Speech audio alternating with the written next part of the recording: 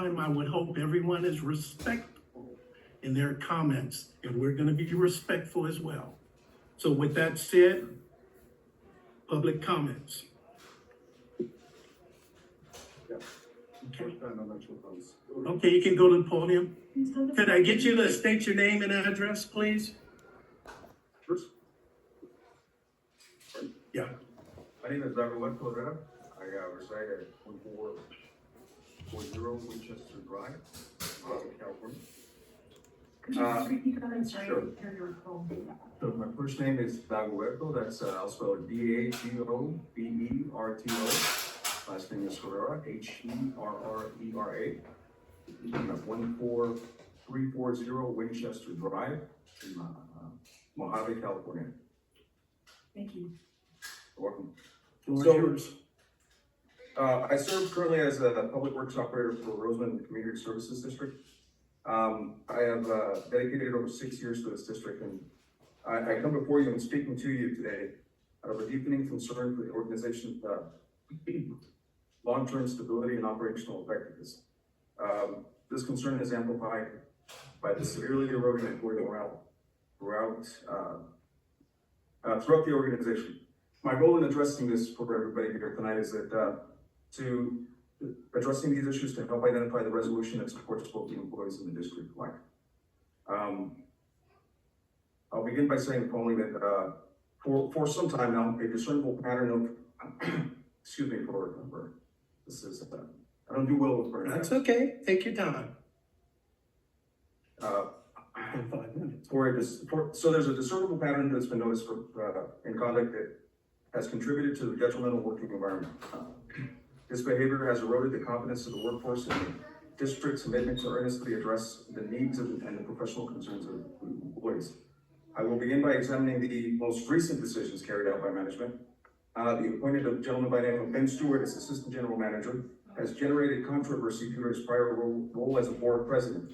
Specifically, his participation in the succession planning process, including the modification and approval of the very position that he now holds. It creates a bad image, essentially.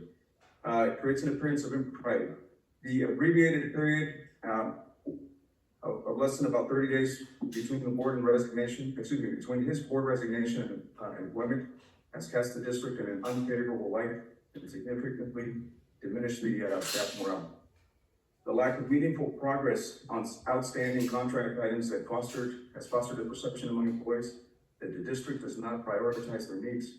Most critically, the classification and compensation study is approaching 1 year overdue. This delay is particularly concerning given that the previous administration also failed to complete this study establishing a historical pattern of neglect. Furthermore, the agreed upon review and modification of the employee evaluation form remains incomplete. While the district may view these items or administrative items as minor, the continued failure to execute then reinforces the workforce's feeling of being undervalued and overlooked. A significant concern has also been raised regarding the potential conflict of interest and possible violations of California Code 1090, which prohibits public officials from having a financial interest in contracts made in their official capacity. The concern specifically arises from non-competitive contract awards granted to AECOM, which is the former employer general manager of Mr. Domingo. Since August of 2024, AECOM has received 2-minute warning. payments totaling over $670,000 for various RCSD projects. The aforementioned concerns are amplified by the previous attempt by the general manager of Domingo to engage in the district and business relationship with Chiquita Canyon Landfill. The site is publicly documented for experiencing an elevated temperature events since 2022, resulting in the release of noxious odors, toxic gases, and thousands of complaints and numerous regulatory violations. Although this high-risk partnership ultimately did not proceed in Rosemont, the willingness of leadership to pursue such an endeavor demonstrates a severe lapse in due diligence and an unacceptable failure in risk consideration for both RCSD employees and the surrounding community. In closing, I call the board to action. The recent developments have resulted in a significant decline in employee morale and created a belief that the professional growth and internal promotion are compromised at RCSD. The handling of this matter conveys a lack of priority for employee welfare and has cast the district in an unfavorable light. As such, I urge the board to commission a thorough review to assess the circumstances and propose concrete and actionable results. Okay, Thank you. I'm good.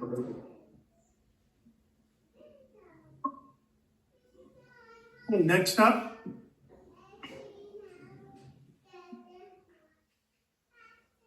Good evening. Good evening. Please state your name and address, please. Shannon De La Rosa, 2416 Crimson Avenue, Rosehaven, California.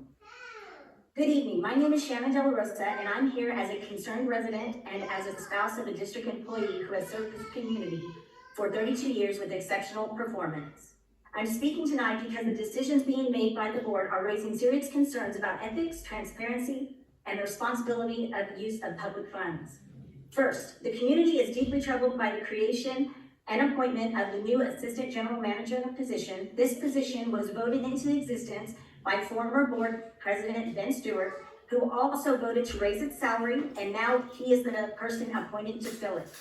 This is a clear conflict of interest in the eyes of the public and undermines the trust in the district's leadership. Second, there are major contracting concerns involving AECom. The general manager, Mr. Ken Domingo, holds financial shares in AECom, and yet AECom has received more than $670,750 in district projects since August of 2024. With no competing bids, Government Code 1090 prohibits officials from influencing contracts where they have a financial interest, and the residents deserve assurance that the rules meant to protect taxpayers are being followed. Third, while executive salaries continue climbing, the general manager is increasing from $200,000 to $230,000, and the new assistant general manager position now paying up to $189,000. The frontline employees who keep our water system operating are still fighting through their bargaining unit for fair wages. After 32 years of dedicated service, my husband and many others must continue advocating for reasonable increases. This is unacceptable. These patterns, conflicts of interest, no bid contracts, and rapidly growing executive payroll lead to one predictable outcome: higher water rates for us residents. Residents will bear the cost decisions that do not reflect transparency or responsible stewardship of public funds.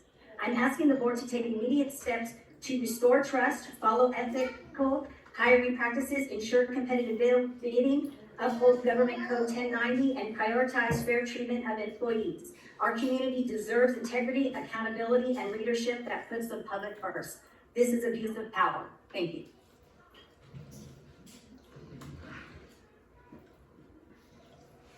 Okay, next up.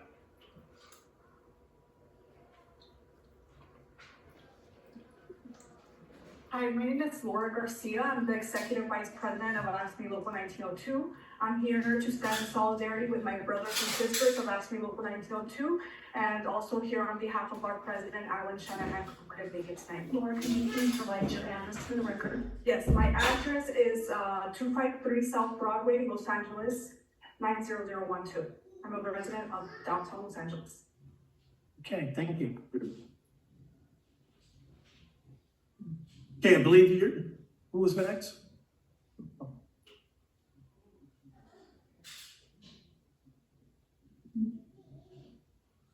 Good evening. Good evening.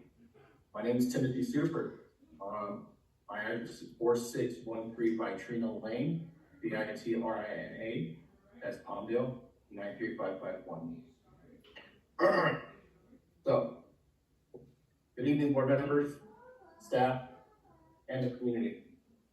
My name is Timothy Super, and I serve as a Public Works Operator 2. I've been proud to work for this district since 2017. I care deeply about my job and what we do, and the community we serve, which is why I'm speaking tonight.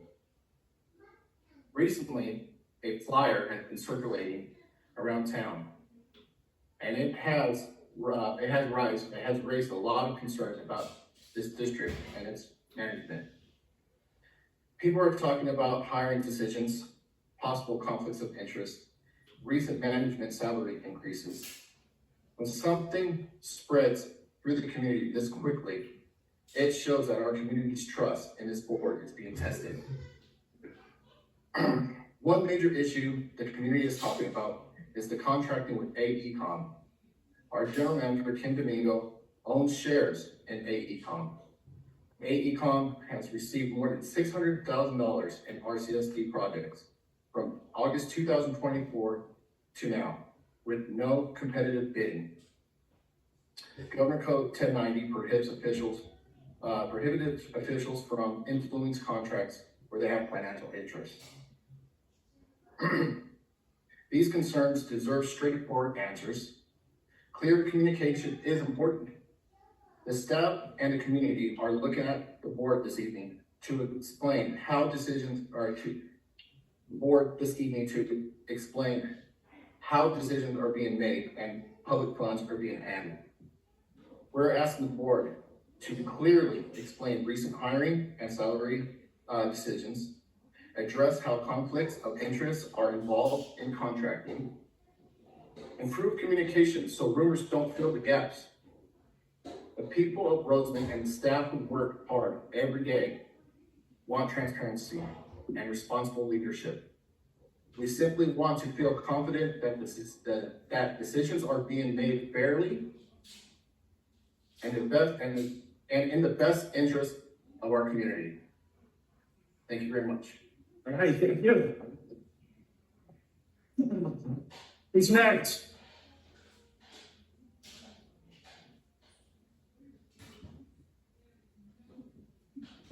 Good evening, sir.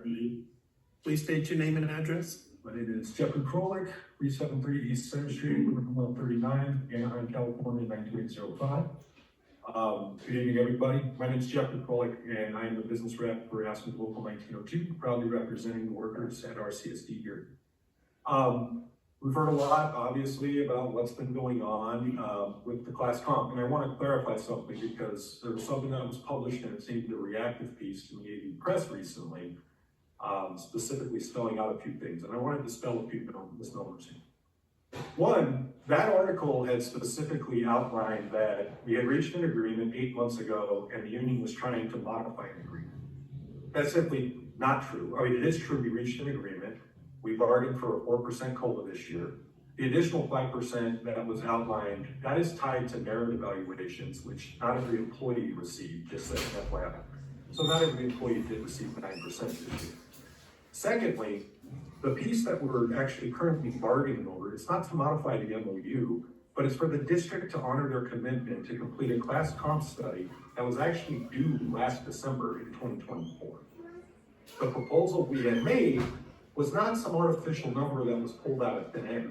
Our proposal was actually taking an average of the efficiency of all employees here at the RCSD. So we want you to do the right thing and honor your commitments under PERB and MMDA and bargain in good faith. Thank you.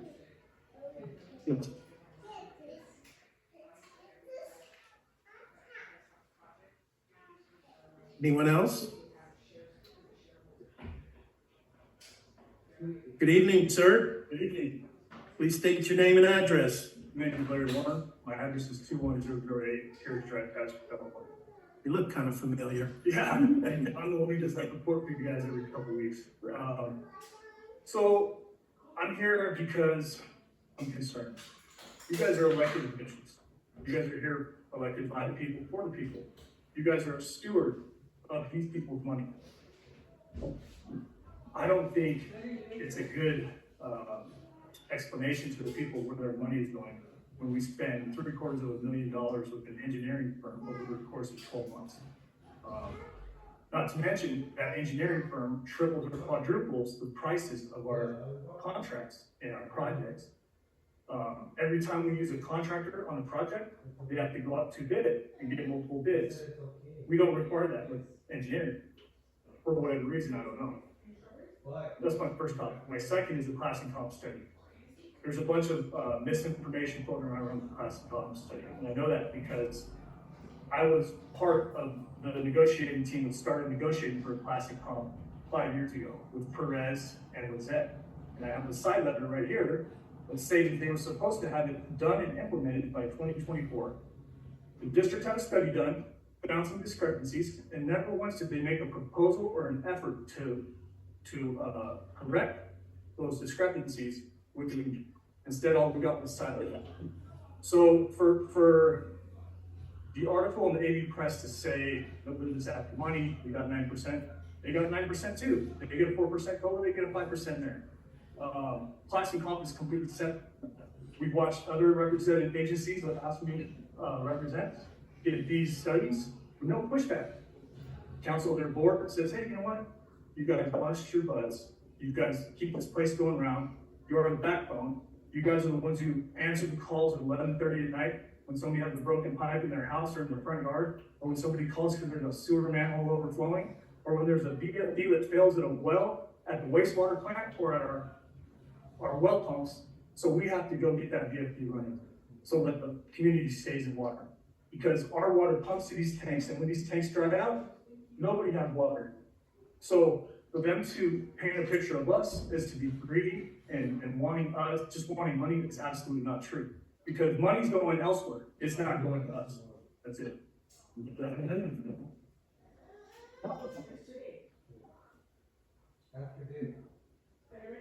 Anyone else? All right. Good evening, sir. Good evening. Please state your name and address Yeah, for my the name record. is Solomos, 3247 Glendower Street, Coleman, California, 93580. I'm sorry, Mr. Olmos, could you please repeat your address? 3247 Glendower Street, Thank you. Rosewood. Yeah, my concern is, because I, the flyers going around, there's somebody, the manager for this district is making almost $217,000 a year, which is making almost $17,000 a month. I don't know if that's true or not yet. That we have to figure out or find out through the state. And that's what explains a lot because why water is going up so high. Because I just in that month bill I see increase already started again. First start with $2. Now this year it started $3 for the next 6 months, and next 6 months another $3. And the money is already paying the property taxes. Okay, and I remember a while back when the superintendent was managing this one district, it was kicked out of the district. They rehired, but they had to pay back him. The contract was expired a year and a half before. So they had to pay for a year and a half, and after the contract was fired, they hired back again. I don't understand how this system works, but some things, it doesn't make sense to pay somebody that it was scamming the system, scam every member of the community, and then rehire back. If they get fired for a reason, and then rehire back, and they pay twice. I don't know. So the community had to figure that out, or somebody come in, because that's why you guys want to give this, this community work for the community. Because everyone will use that is paid for that community. And I think somebody had to do something. Thank you. All right, thank you. Next, We have someone with their hand raised on Zoom. okay, we're going to Zoom. Mr. Villa, if you'd like to unmute yourself. Yes, can you hear me? How you doing? Good, Good please afternoon, state board. your name and address for the My name is record. Conrad Villa. My address is 277 Fanshawe Avenue, Pomona, California, 91767. And I'm a member of ASME Local 1902 with Metropolitan Water. I just wanted to call in today and say I stand with my ASME members of RCSD. And I ask for fair and equitable treatment for my brothers and sisters. Please proceed with haste and honor the commitment to finish this class comp. And hopefully everybody has a nice holidays. Thank you. All right, thank you. Anyone else on Zoom or? He was the only one with his hand raised. It was on. Okay, anyone else?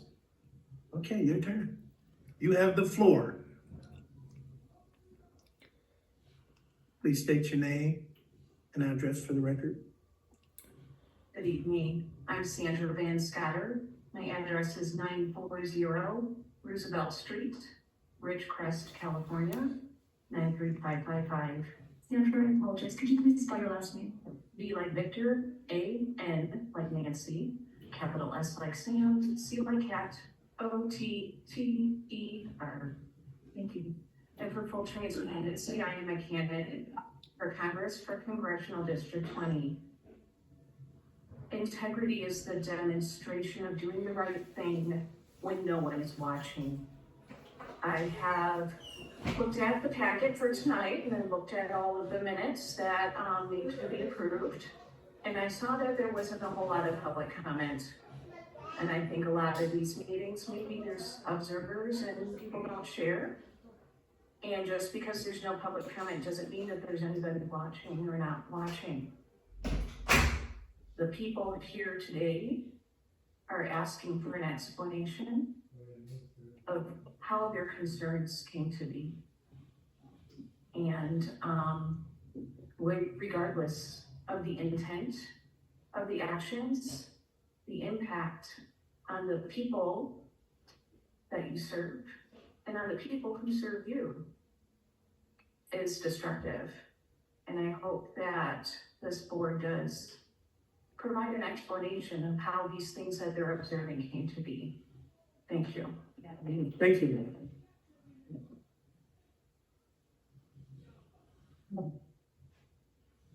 Okay, who's next? Good evening. Please state your name and address for the record. Deborah McClanahan, 3312 Sundance Avenue.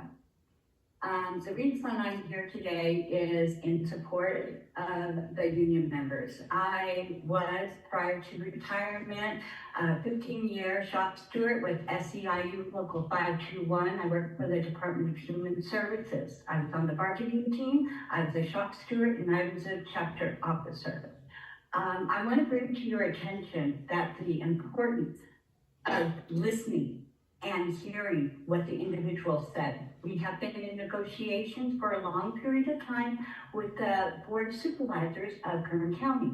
I know how difficult it is to deal with people of power, especially when the people that are needing your attention and their voices are being put out there for you to hear and listen and support them, because they in turn will be supporting you. And without them, there is no you. So keep in mind when you go and have your negotiations and your communications and your chatting, that not only is the water district unions, but you also have all the unions that are going to be supporting them and behind them 150%. Thank you.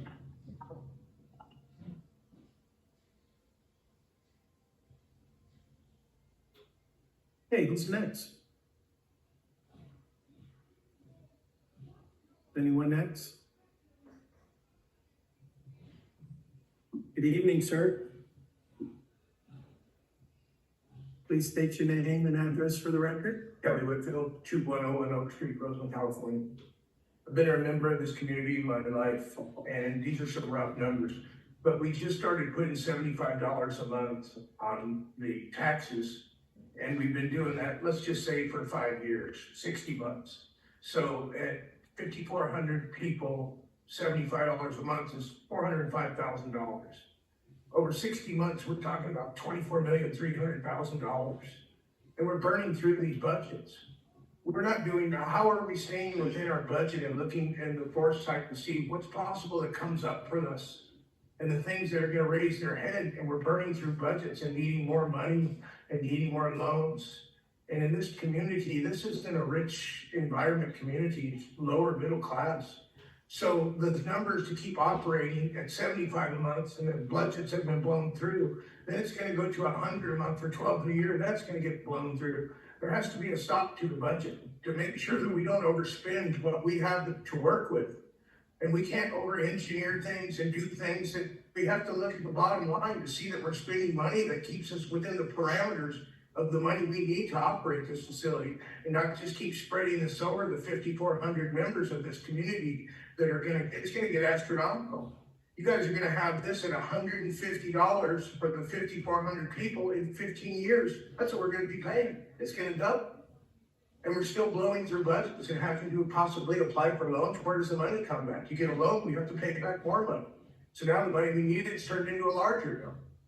So no matter what we do, we have to operate within the budget. We have to stay within the parameters to make this all work. And we can't be blowing through money and not looking at the bottom line. This is a concern for the community and I'm speaking for them. Thank you.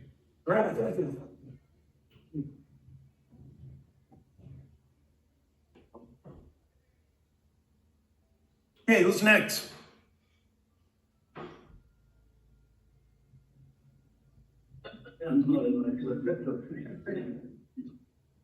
Well, they're talking about the budget. We don't mind name, what is my name again? I believe in myself that if the district put all this money for the incomes, put them in the property taxes, that's probably the worst mistake you ever made. Because when you give it the money to somebody else, guess what? Are you gonna get something back? All your money back? What is the purpose? I don't know, Kern County tax collector to give it whatever we pay in a sewer service and a water service to them. It doesn't work. I mean, I put myself, like, give you money, somebody will put my money to work, it doesn't work. Okay, and the thing is, because if you don't have your money back, there's no way you're gonna be able to, that's why you go on the budget. So that's why you have money, you know, you have to borrow money to keep up with the budget. If you don't have money, you have to borrow money, but where does the money goes? The money that you give it to the county. Are you getting all the money back? You know, because I look at the other prospect, it's like this community is given to this county and property taxes suffer no less than $40 million a year. That was with the whole community. Okay, you know what? I asked one of the supervisors, he said, where does the money goes? Property taxes wise. He said, well, it goes to the county. But guess what? We're not getting paid in this community, nothing. So I believe that's why you guys get on the budget, because the money's not coming back. Because you're collecting $40 million a month or a year. If you have a project, how are you gonna fund it? Thank you.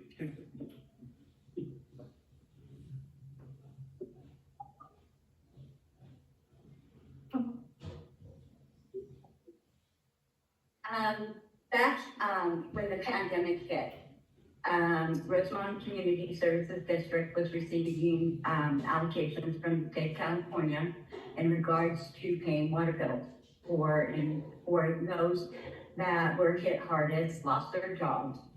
Not too far in the recent past, I checked the state site once again in regards to funds that were being allocated to Rosemont Community Services District from the state of California for COVID funds. And they have been still receiving funds from the state of California for COVID relief for individuals that can't pay their bills.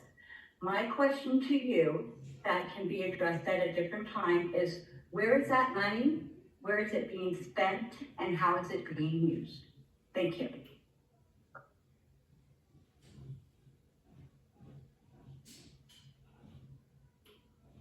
Okay, who's next?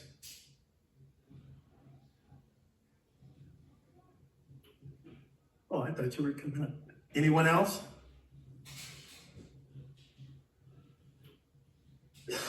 That concludes the public comments? No one else has a comment?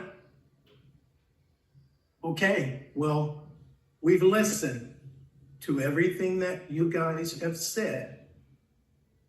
And Mr. General Manager, I would like you to respond, please. Thank you, Mr. President. And first of all, thank you all for being here.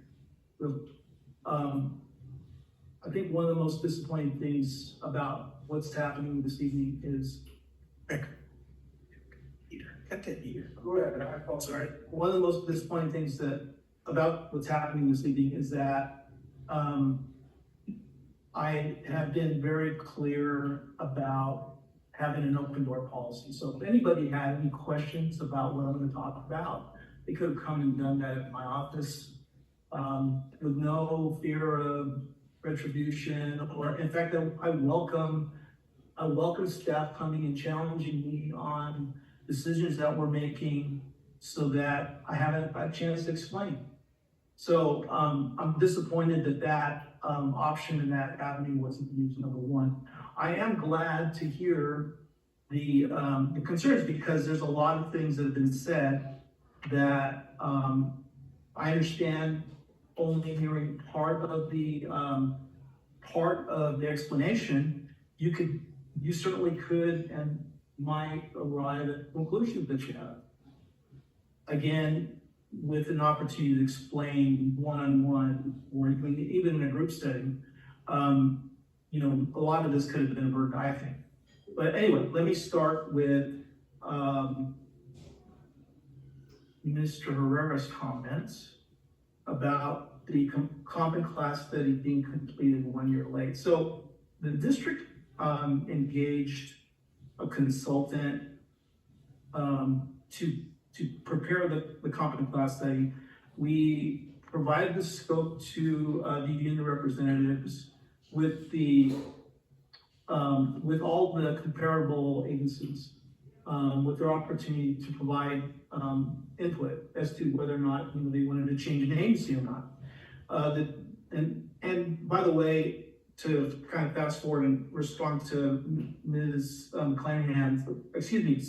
Van Scott, and I appreciate your comments about transparency, because there's not a single contract that doesn't come to the board. It's posted for public comment, for public view, and the board.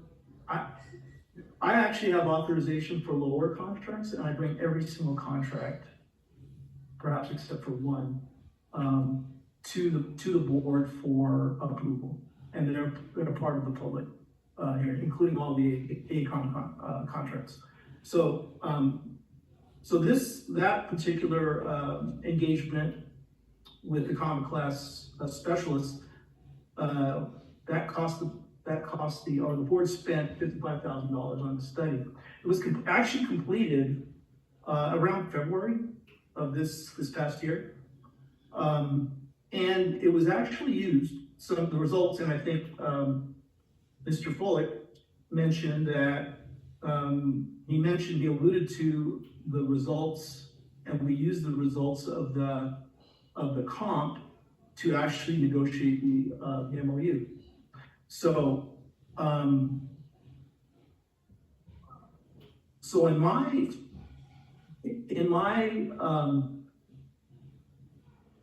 and forgive me for not understanding the backstory with the previous administration and what the expectation was when we finished that negotiation, I thought we were done, because we had a common class study, we used it to provide the MOU, and by the way,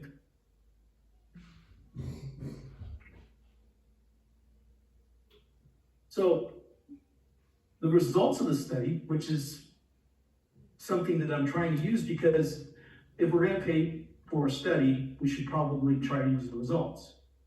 And the results of the study, that we actually used to arrive at a 4% COLA, was based on a list of job descriptions that included the underrepresented staff, which actually favored the results for the union. If we take the unrepresented out, the actual data doesn't show that a 4% COLA was even warranted. So, and we're going to be in negotiations about this, but this is the difficult part of this, is that even though, and these results are actually from January 2025, and I have results that show on average between the market average and the market median. I have results that show that the represented staff on average is paid 3% above market. So, with not even considering this, we gave you a 4% COLA. Not even considering that. So, to try to say that, We are not negotiating in good faith or stalling. And not being supportive. I think that's the term that's been being used. There were 1, 2, 3, 4, 5, 6, 7, 8, 9, 10, 11, 12, 13 different proposals for the MOU. And we arrived at a solution for each one. In fact, I added one that because the union wanted to meet at lunchtimes and wanted to have a 1 hour meeting, they would have to use a half hour of vacation. And I actually suggested, why don't we make it an hour 3 times a year, and so that you guys don't have to use vacation. And so I actually, I know, we can say this now, but and the board can confirm this, but I was a strong advocate for all the things that were promised to you in the past that you didn't get, and now you're getting, because I was your advocate. So you may believe it or not, I'm just telling you what the facts are. So anyway, that is the story behind the negotiation. Number one, the comp and class study. So the comp and class study, there are three. There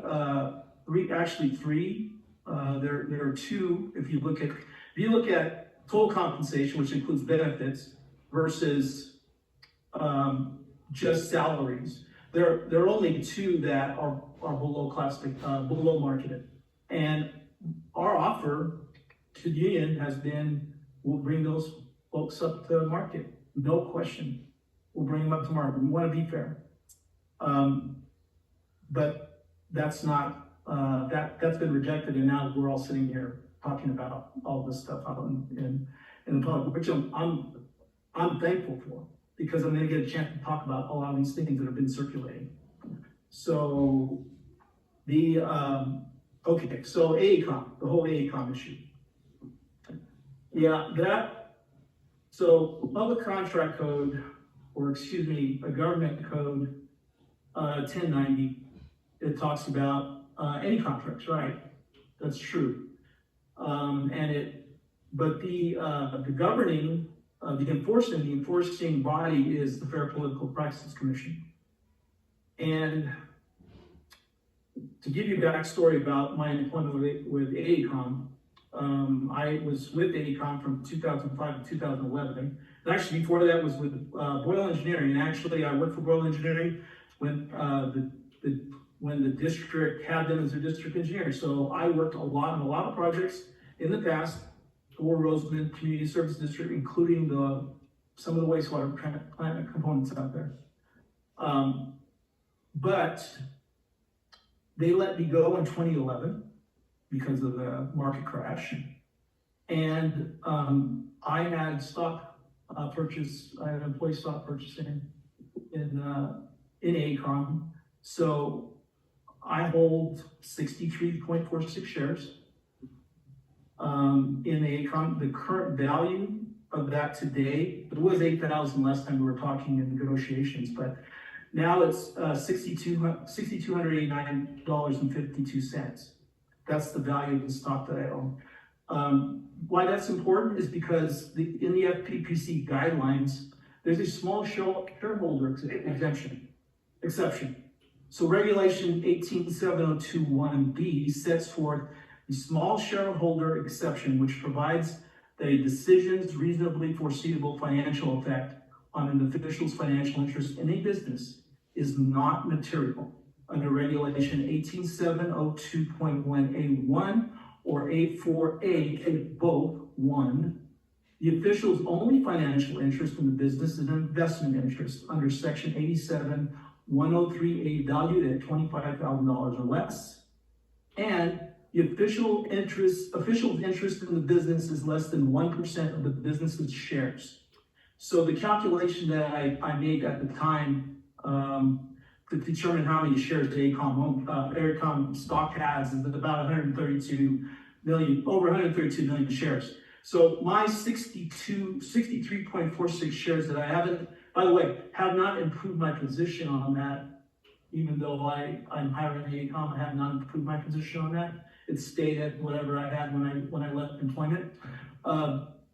It amounts to 0.0000048% of total shares. So I need both exemption for the FPPC, as having not material interest in AECom. So, and the other thing I want to point out, the other, one more thing about contracting for engineering services. So I've been hearing the terms bid. Well, Government Code 4527 requires qualifications-based selection. So you don't necessarily go to bid, you pick the best qualified. So the other thing I want to point out is that there's been talk about we given AECom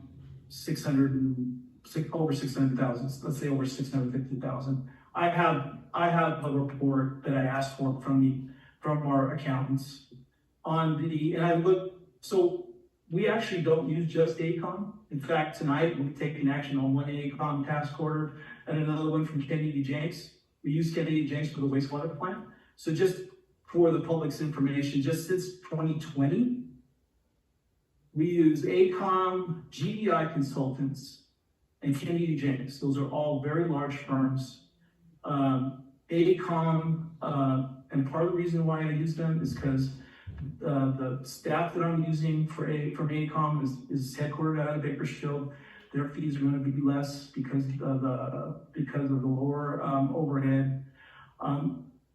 GEI and Kennedy Jenks are absolutely qualified. Also, they're out of Pasadena, but the total expenditures that we paid to AECom over the last 5 years is $660,512.25. For GEI, it's $682,351.84. And for Kennedy Jenks, it's been $1,585,952.81. Now, I don't know if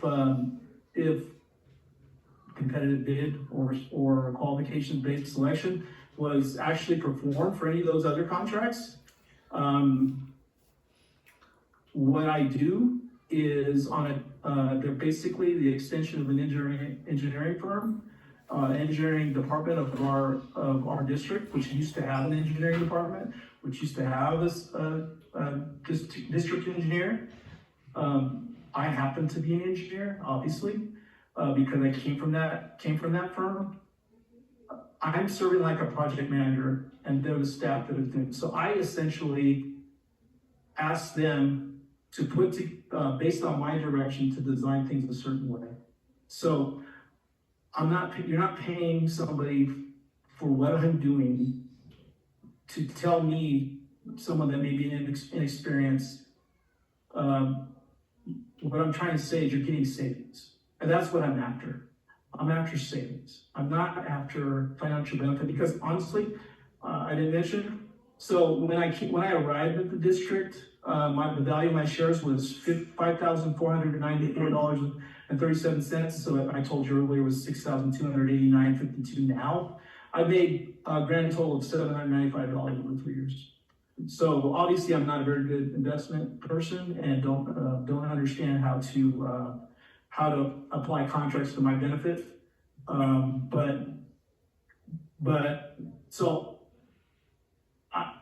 My interest has always been the best value for the district. That's always been my interest. When we talk about Chiquita Canyon, there was a question about Chiquita Canyon. So I don't know if the public knows this, but we've got a big sludge problem out at our wastewater plant, a huge one, and it hasn't been dealt with. When I got here, it was handed to me. We looked at options so that we wouldn't have to go to the public or to try to figure out the least cost option for dealing with the sludge issue that's been accumulating over the past 30 to 40 years, maybe longer, since they've never been cleaned out. And we're under an order to go get those cleaned out and addressed. So the whole Chiquita Canyon issue was an option to clean up the pond sludge without having to come back to you as the public, and ask for additional. I mean, you're absolutely right. I mean, you know, more costs are going to end up in higher rates. There's no question about that. But so that was why we approached it, and Jeff reached out, Mr. Frohlich reached out to me about concerns, and wastewater plant staff reached out to me about concerns. Those were considered, and we actually did some site visits. And ultimately, the board makes that decision. My job is to give them the options. The options are, hey, we either are we can go with Chiquita Canyon and receive leachate at these ponds, but you know, there are issues. There's odor issues. There's water quality issues that could be impacted. Absolutely. There could be employee issues. Absolutely. But that's my job, is to give them the option. That's one option. The other option is they got along and take care of the issue. And that they chose not to go with the Chiquita Canyon option. I was not advocating either way. I'm giving options. That's their job to make that decision. So that's related to the Chiquita Canyon. The ethics and transparency related to Mr. Stewart's hiring. I'll just give you a timeline. And there's some valid concerns about Ben's selection. One of the things that I want that you may or may not believe, and I guess at this point it really doesn't matter, but there was never in any, when Mr. Stewart indicated to me that he was interested in applying for the position, there was no assurance, there was no guarantee that he was going to get selected. There was a process, and we can go into what that process looked like, but there was a process. And I will definitely say that between the time that he approved that as part of the personnel, so when he told me that he wanted to apply, I told him at that point, he needs to remove himself from the personnel committee. So he did not have say-so in the policy. In the policy describing the agenda. And by the way, the assistant general manager position wasn't just created. This has been a position that's been here, and Director Wood may chime in as to how long it's been in place. So all we're doing, it's been carried on the books. All we're doing is trying to get it installed, because quite frankly, I am drowning in what I'm trying to do from a general manager point of view and an engineering point of view. I'm absolutely drowning. So, and it's hard to keep up with all the projects we have. So there is the fact that that Mr. Stewart approved the job description at the August 27th meeting, after he had indicated that he had a desire to apply on August 11th. The posting didn't actually happen until September 10th, so there was a period of time after he approved it that he actually could have decided not to. So just for your information, but that, I'm admittedly, that's a sticky point. But as far as everything else, I looked through I have agendas, I'm looking through all this stuff from the time that, and by the way, to apply for a district position, you do not have to remove yourself from the board as long as you're not taking any actions related to that position. That's absolutely true. And I went back through and looked at all the minutes, and I didn't see anything in there that relates to the assistant general manager position, just to confirm. But we try to be very careful about insulating that situation, because we do want to be transparent. And the other thing was on transparency, why it seemed to be so secret. I have to respect Mr. Stewart's position in his current employment as well. If something got out sooner, before he put in his job notice at his previous employer, it could adversely affect him, especially if he doesn't get the job, because it wasn't guaranteed. So we try to respect that. So, I have more on that. Let's see, what have I talked about? Well, the fair wages, that's a tough one. That's gonna be, I mean, I'm an engineer, so I look at data. It's data. And, there's no question that our employees are valuable, and we absolutely appreciate that. But I can't look at the ratepayers and just say, just because we have a study, I don't look at the results. I have to look at the results to be able to say whether or not I can actually recommend an approval of an increase. But the results don't show that. And so it makes it very difficult. I can't do that. Especially since, just again, 8 months ago, we pretty much went down the line and we negotiated, don't get me wrong. We came to a midpoint on some things. So, but we pretty much gave them everything that they wanted. But this whole competent class and the idea that's going to end up in this big increase, it just isn't reflected in the data, and that's what I go by. Let's see.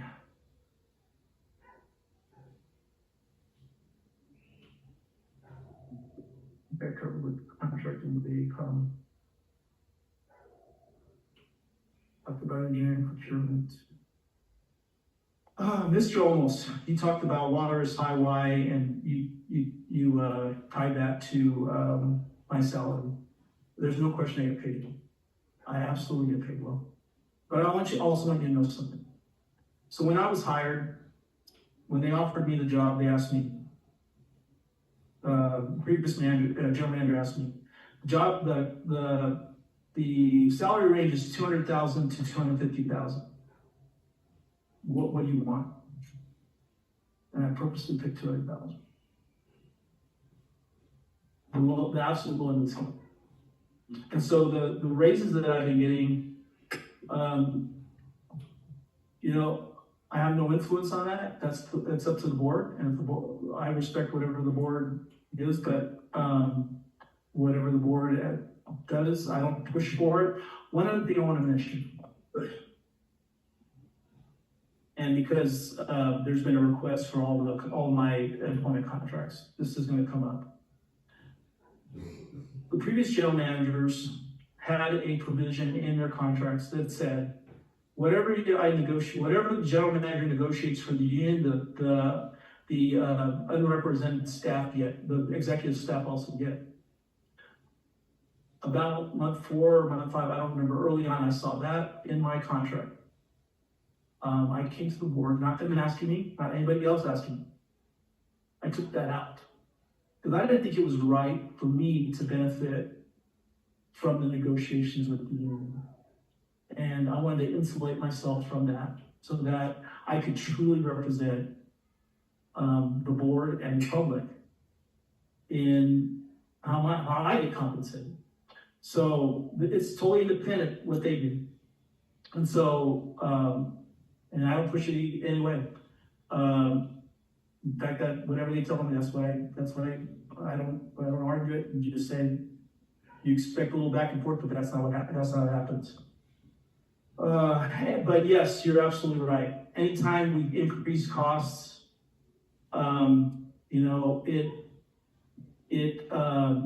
it could affect rates. I'm not saying it's going to, but it could affect rates. Now, the last thing I want to talk about, and that is it's been brought up a couple times by Mr. Whitfield and Mr. Olmos also. You talked about going through budgets and planning. So one of the things that I have been trying to do while I'm here is try to find out in the near future, just in a 5-year window, what do we actually need? And how much does it cost? Because how do you plan your budgets and all of that if you don't even know what's gonna happen, what's coming down in the future? So in order to get, so I honestly, the first time we took a shot at this, I put together my best shot at some numbers.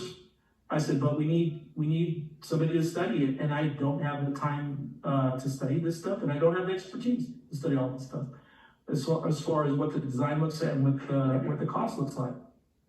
So that's why we hired AECOM for a lot of this stuff, is because we're on a short time frame to try to figure out how we're gonna plan our capital needs for the next 5 years, and there are a lot.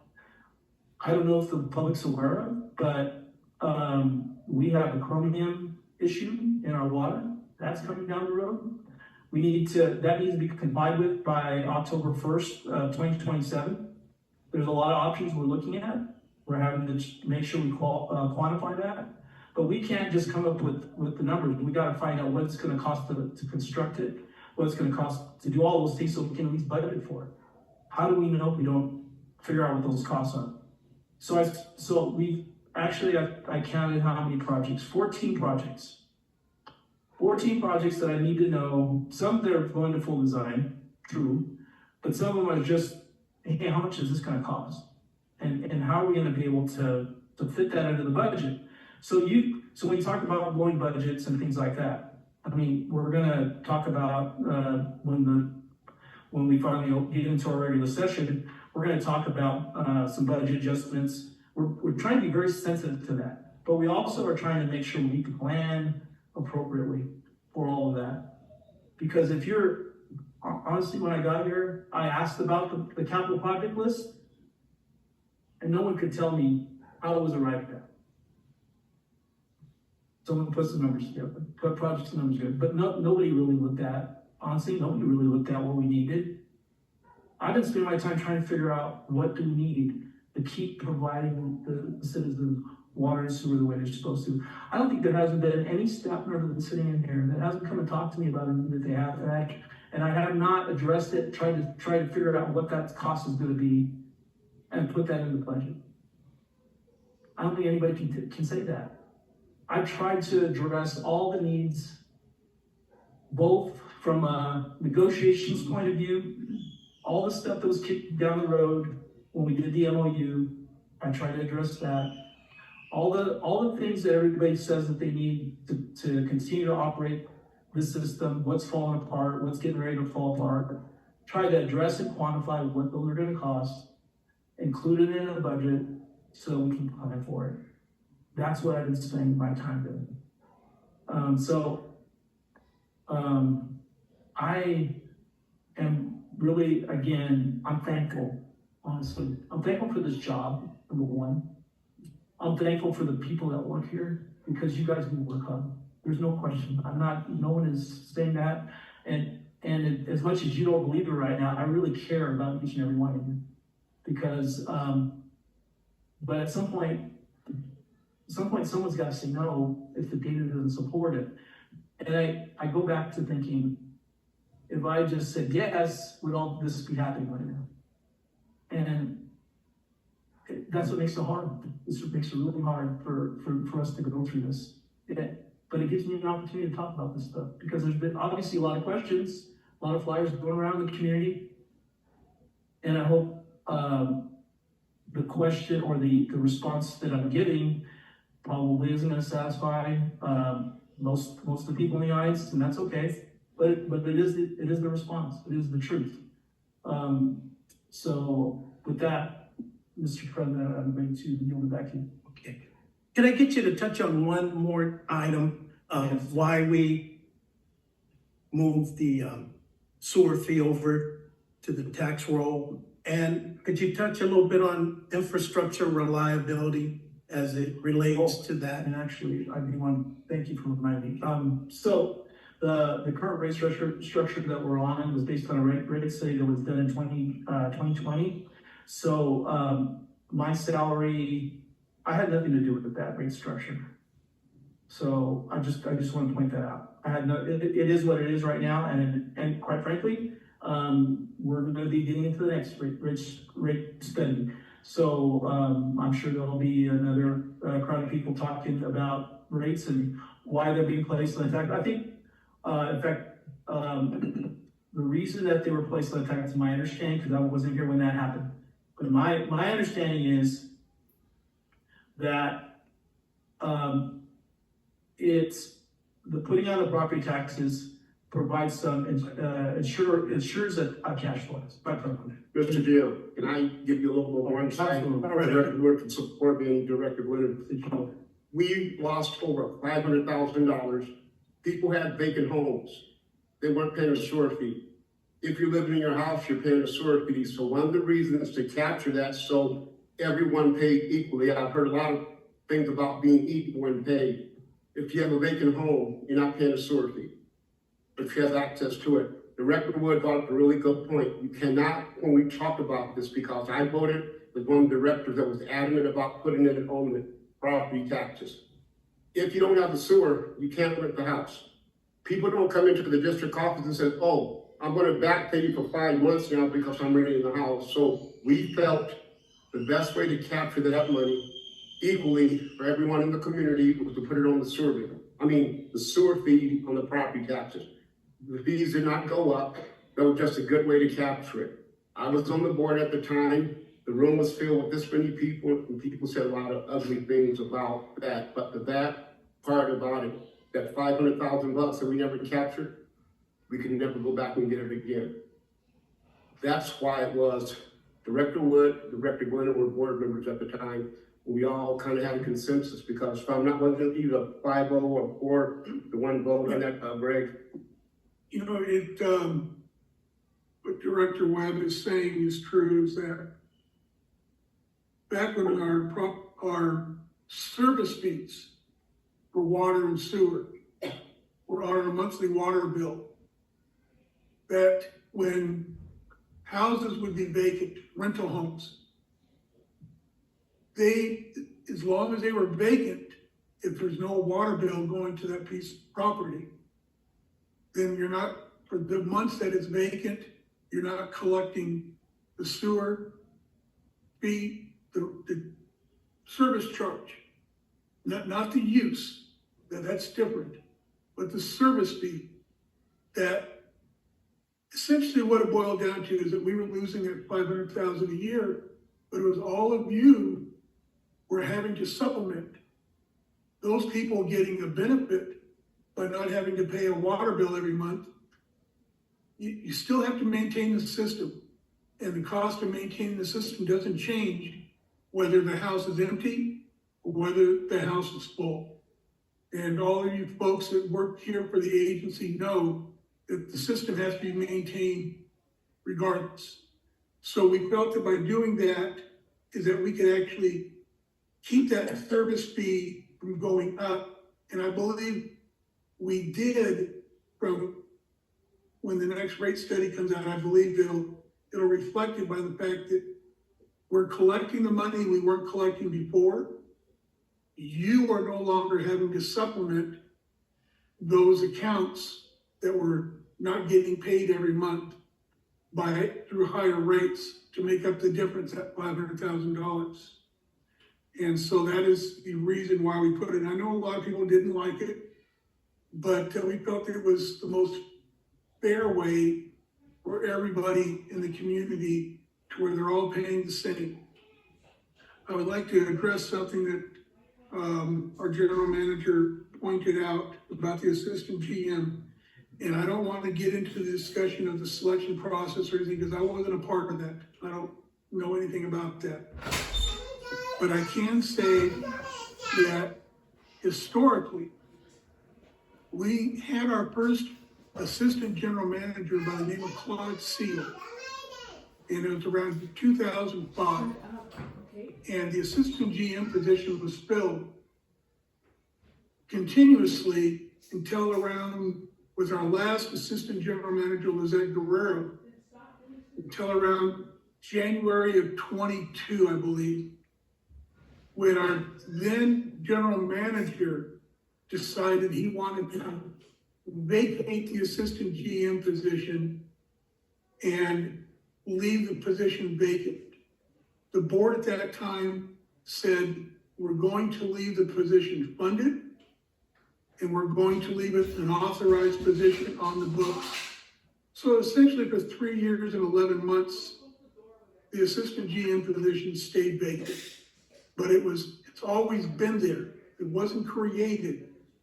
And all the board did was ask during a succession study that when Kim decides to retire, or God forbid, something happens and he had to resign through personal family issues or whatever, or health issues, that part of the succession plan is to have a qualified person here that is trained, that can step in and fill the shoes of the general manager while the board conducts a search for a new GM.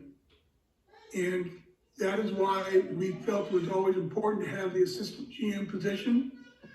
And that's why it's part of the board's direction to our general manager to fulfill a succession plan for the future, was to refill the existing position.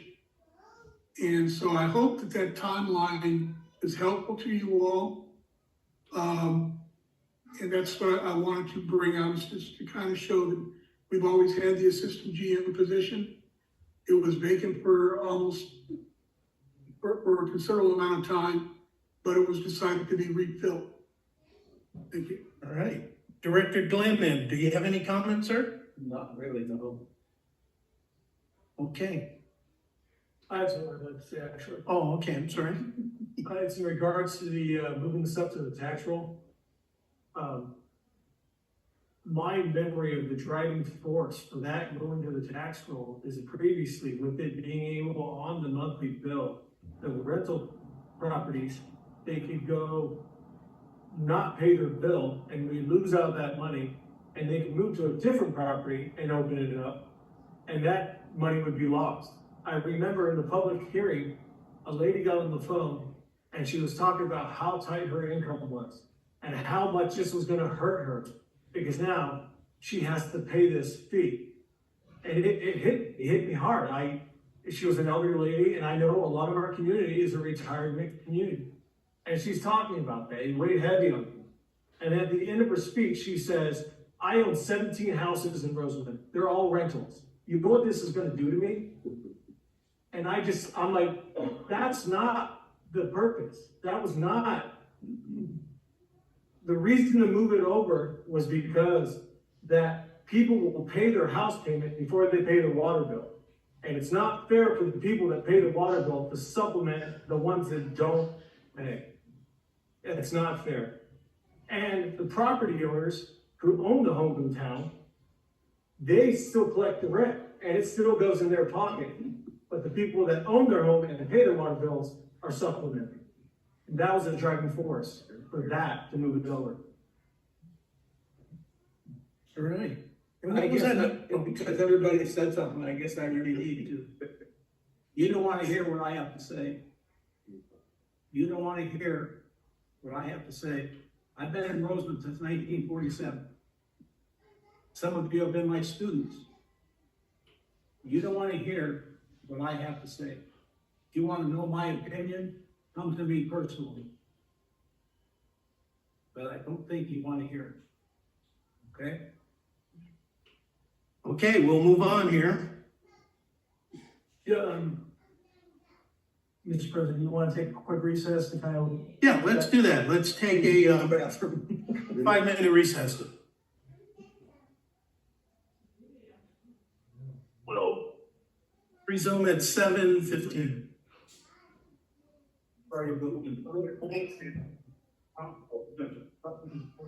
Nothing to do with sex and pump. Hey,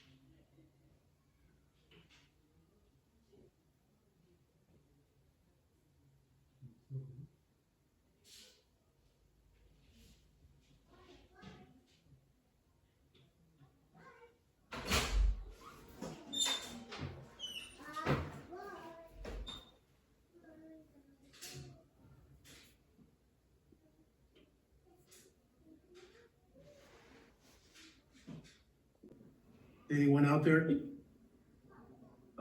There are members, I see their hand raised, so Oh, if they're not identifying, it's my choice. okay.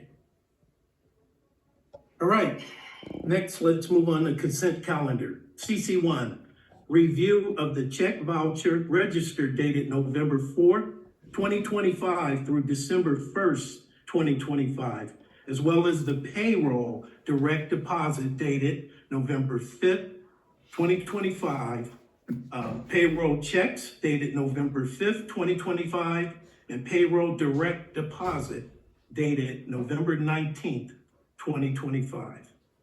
CC2 by motion, discuss and receive cash balances for October 2025 report. So, Mr. President, we're gonna take those separately, sir? You should, huh? We're gonna take those separately, right? CC1, CC2? No, they go together. Okay, Okay. they're together. I'd like to make a motion that CC1 and CC2 be approved. Okay. Motion by Director Webb. Second by Director Wood. Okay, minutes. Oh, I'm sorry.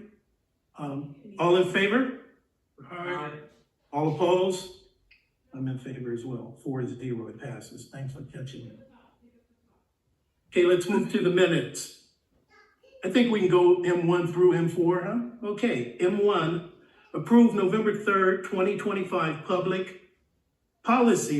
committee meeting minutes. Approve November 4th, 2025 water committee meeting minutes. Approve November 10th wastewater committee meeting minutes. M4, approve November 12th, 2025 regular board meeting minutes. Can I have a motion for approval? Move. Motion by Director Wood, second by Director Glennon. Discussion? I just have one comment on the water committee meeting minutes. The very end, you need to change Wood for Washington. I was the one with the ideas. I saw that, it's going like, Yeah. how's that gonna work? Yeah, we get confused a lot. On M1, if we could, we need just a correction, just so the schedule, the reps will show, it should be a Y for policy, the typo, it's a typo in there, right? But just to correct it, have a Y to policy for policy committee meeting, that's at M1.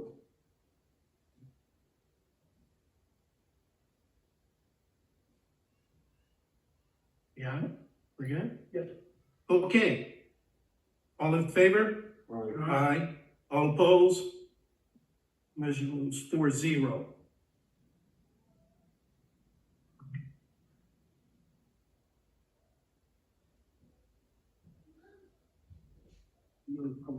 Public people, thank you. Oh, I'm glad you're sitting next to me, honey.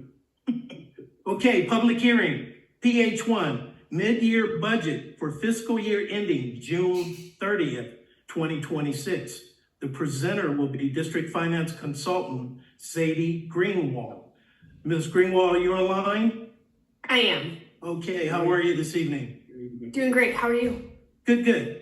Okay, public hearing regarding the adoption of resolution number 2025-21. I'd like to open up for public hearing at 7:29. We'll also have a brief presentation from the district staff, receipt of public testimony, and then closing of the public hearing. So I'll give the floor to you, Mrs. Greenwald. All right. Thank you. Good evening, members of the board. The district is in its fifth and final year of the 2021 rate study. Year-to-date analysis indicates that the district is operating well within expectation of the rate study. The water and sewer budgets before you this evening are based primarily on that rate study. The streetlight budgets are based on a preliminary engineer's report that has previously come before you for review and approval. The remaining budgets are based on a combination of trend analysis of prior year's actual activity, updates from current year occurrences, and forecasts of future needs we identified. In an effort to rebuild the reserves while continuing to have sufficient financial resources to carry out the programs and capital projects within the district, The rate study forecasted an approximate operating surplus of $1,403,361 in fiscal year 2025-2026. This approach is intended to smooth the impact of the rate increases, while simultaneously getting the district's reserves replenished over the 5-year study period. The budget before you all, however, is a balanced budget. This is the result of better than expected year-to-date actuals in fiscal year 2024-2025 and the carryover savings. For the update to the fiscal year 2025-2026, the district proposes operating budget revenues of $19,481,149 and operating expenditures of $13,788,173 and proposes utilizing $4,582,852 from its reserves and $2,766,666 from its financing sources. Also before you this evening is the update to the capital budget for fiscal year 2025-2026. Having transitioned to what is known as a pay-go capital budget, the district has included the maximum amount of $2,500,000 of the expected $2,500,000, with $1 million for water projects and $1,500,000 for sewer projects. This proposed update to the budget will have the following total impacts on the reserves. A total increase to the general fund reserves of $524,509, a total decrease to the water fund reserves of $1,850,115, a total decrease to the sewer fund reserves of $6,111,664, a total decrease to the street lighting reserves of $1,066, a total increase to the LLAD number 2 reserves of $88,817. As a reminder, a budget is a flexible document. It is meant to serve as a roadmap for the expected sources and uses of financial resources over the course of a fiscal year. It is based on the best, most current economic information available at the date. But like any forecast, circumstances can change and district staff will continue to monitor both the economic and legal landscapes. We will continue to practice conservative fiscal prudence and will keep you informed of actual performance as the fiscal year continues to unfold. Thank you again for the opportunity to present the update to the fiscal year 2025-2026 operating and capital budgets. This concludes my part of the presentation, and I'd like to turn it over to the General Manager, Kim Domingo, to present the details of the CIP budget. Thank you, Sadie. Yep. The capital improvement budget, there's a table in the staff report that shows where we have some increases, and I'm going to point out. So the decreases are essentially savings because the project didn't cost, or is not projected to cost as much.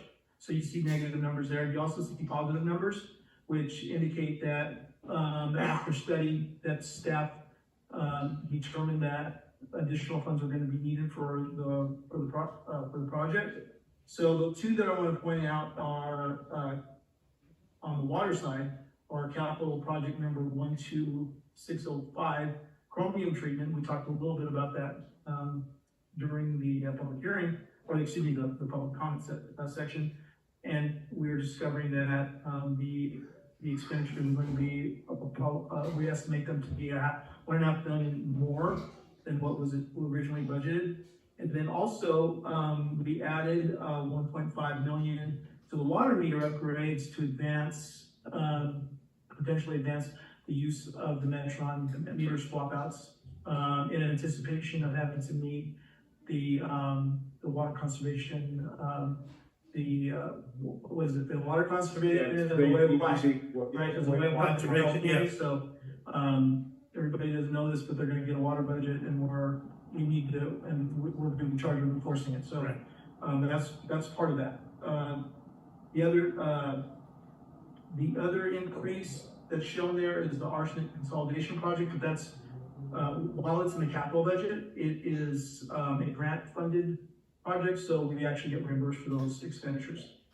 On the sewer side, we see a decrease right now of $300,000 for that Headworks wet well recoat, because we don't anticipate going to construction or moving further until the end of this fiscal year. So the construction portion of that has to wait on, quite frankly, the grit removal project. So, and that one, that amount hasn't changed, but there are also some other savings that you see there. The mechanical well re-roof, which has actually been completed, the HVAC replanning, which also is, we found to be a savings. But the other project that's shown in there, the sludge mitigation project, and I covered a little bit of that, during the, public comment section, but that is, a project to deal with our sludge issue out of ponds.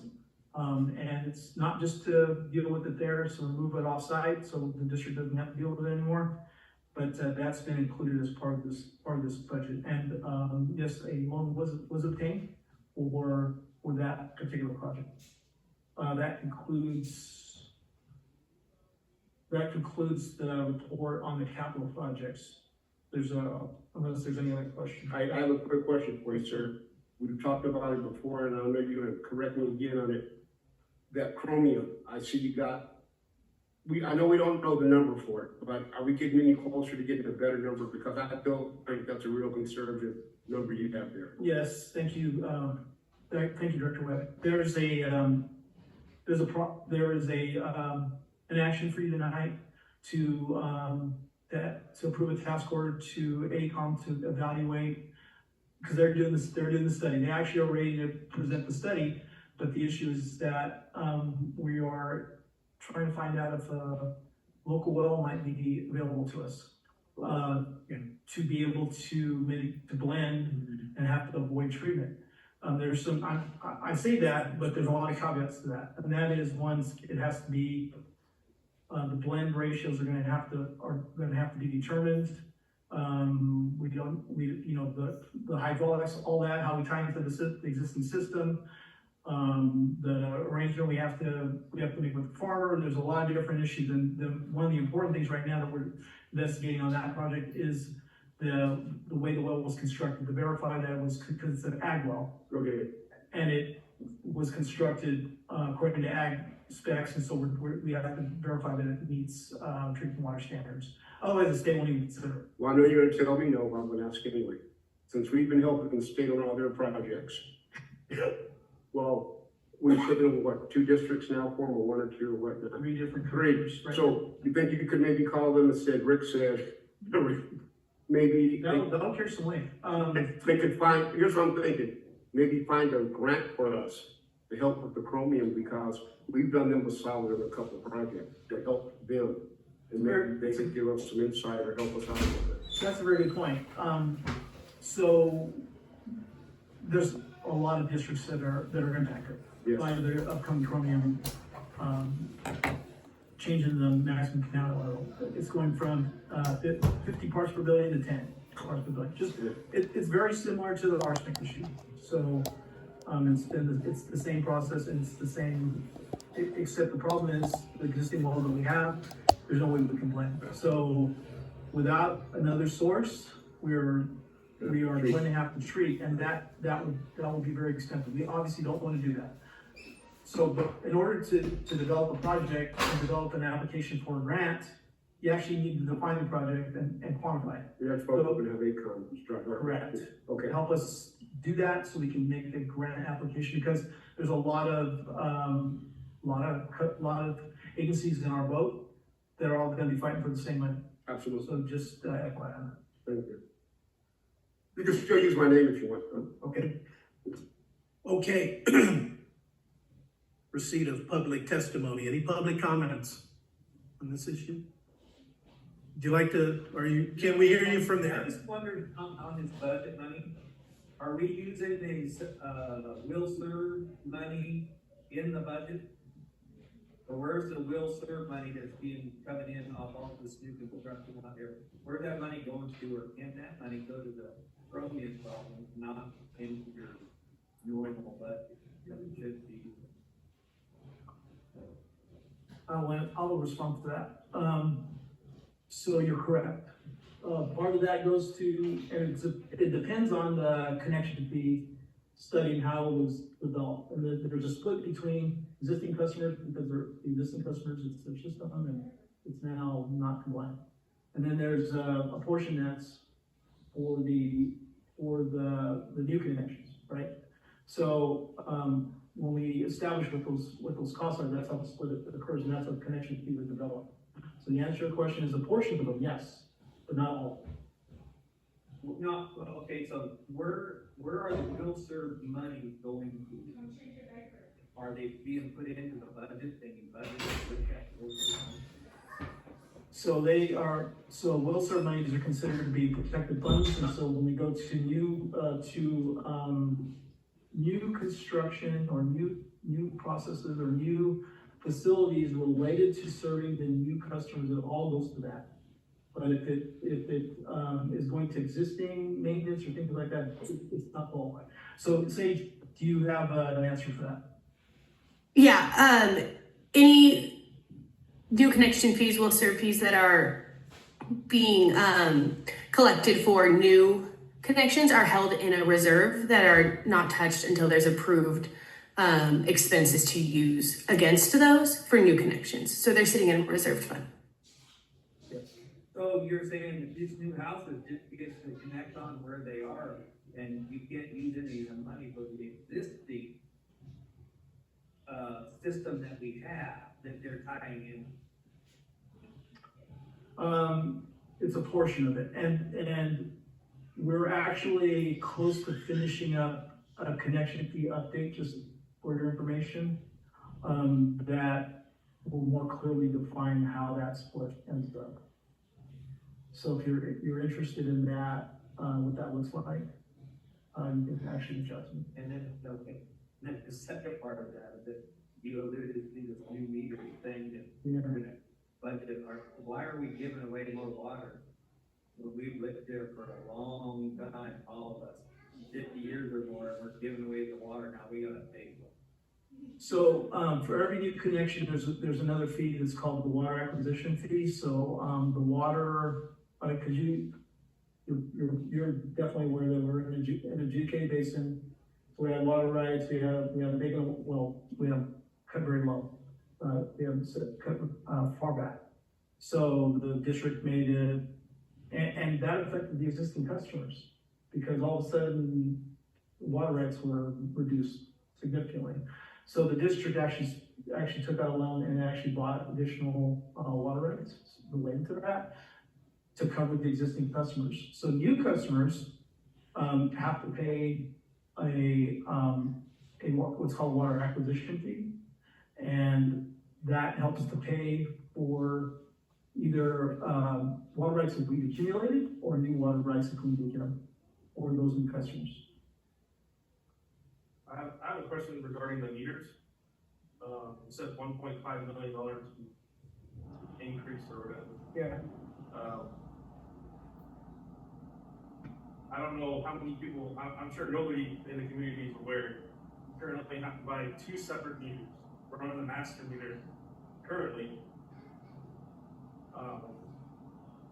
And Metron has made an adjustment in order to fit on the master. Do you know, so you have to buy 2 meters, full meters, not just the body. You have to buy the body and the register. And then you have to buy another register that retrofits to that. And you said you want to save the community money. I don't feel like that's saving the community any money when you have to buy 2.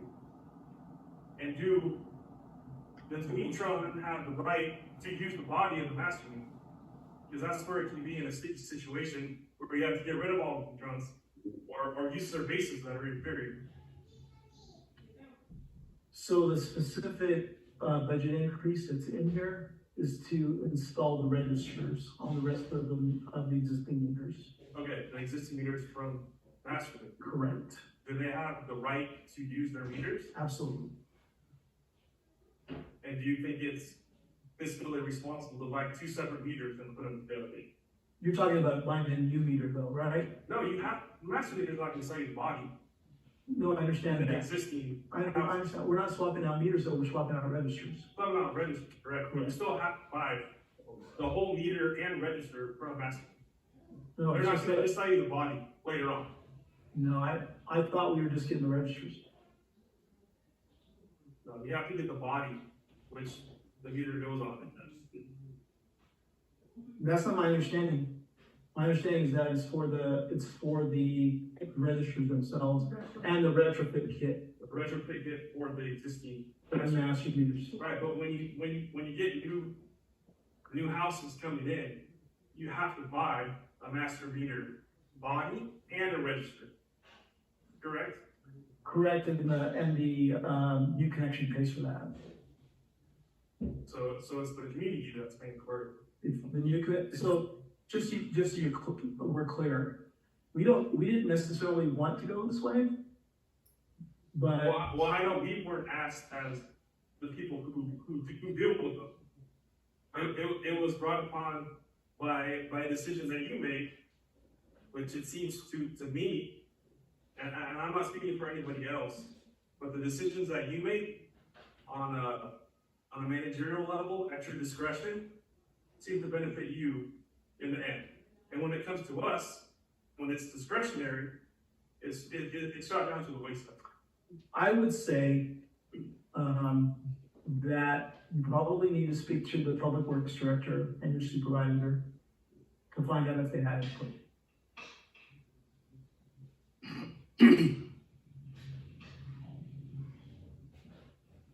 Okay, we're all done with, someone have a question? What happens to the input from employees that have to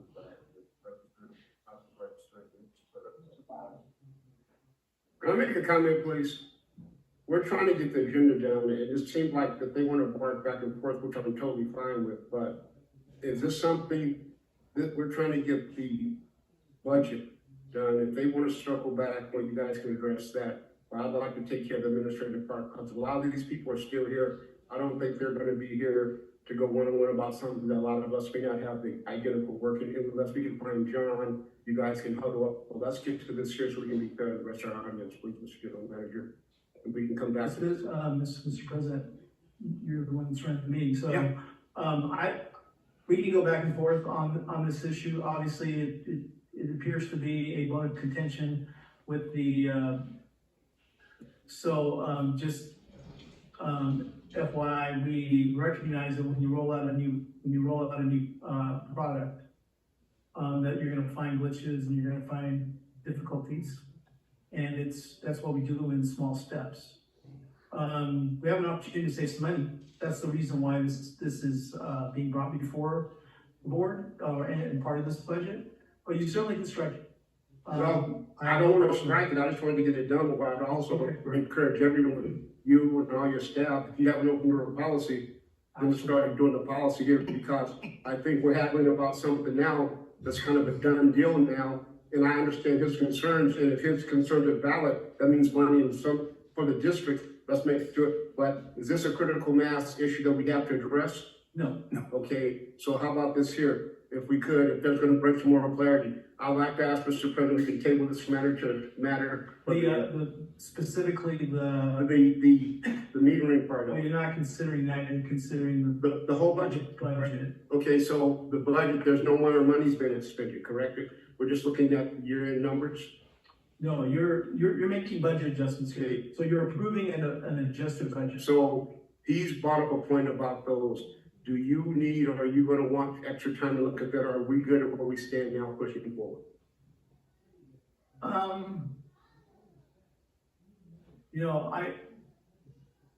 do have an open door policy, and these issues are coming up,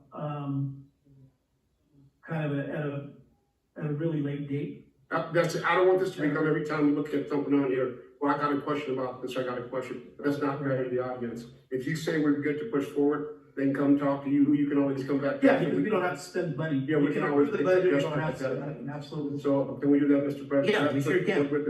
I agree. You need to make sure that you have no more, public testimony. Okay, no more. People need to come up to the podium and speak into the microphones. Okay. Is there any more public comments? Okay, I got one here.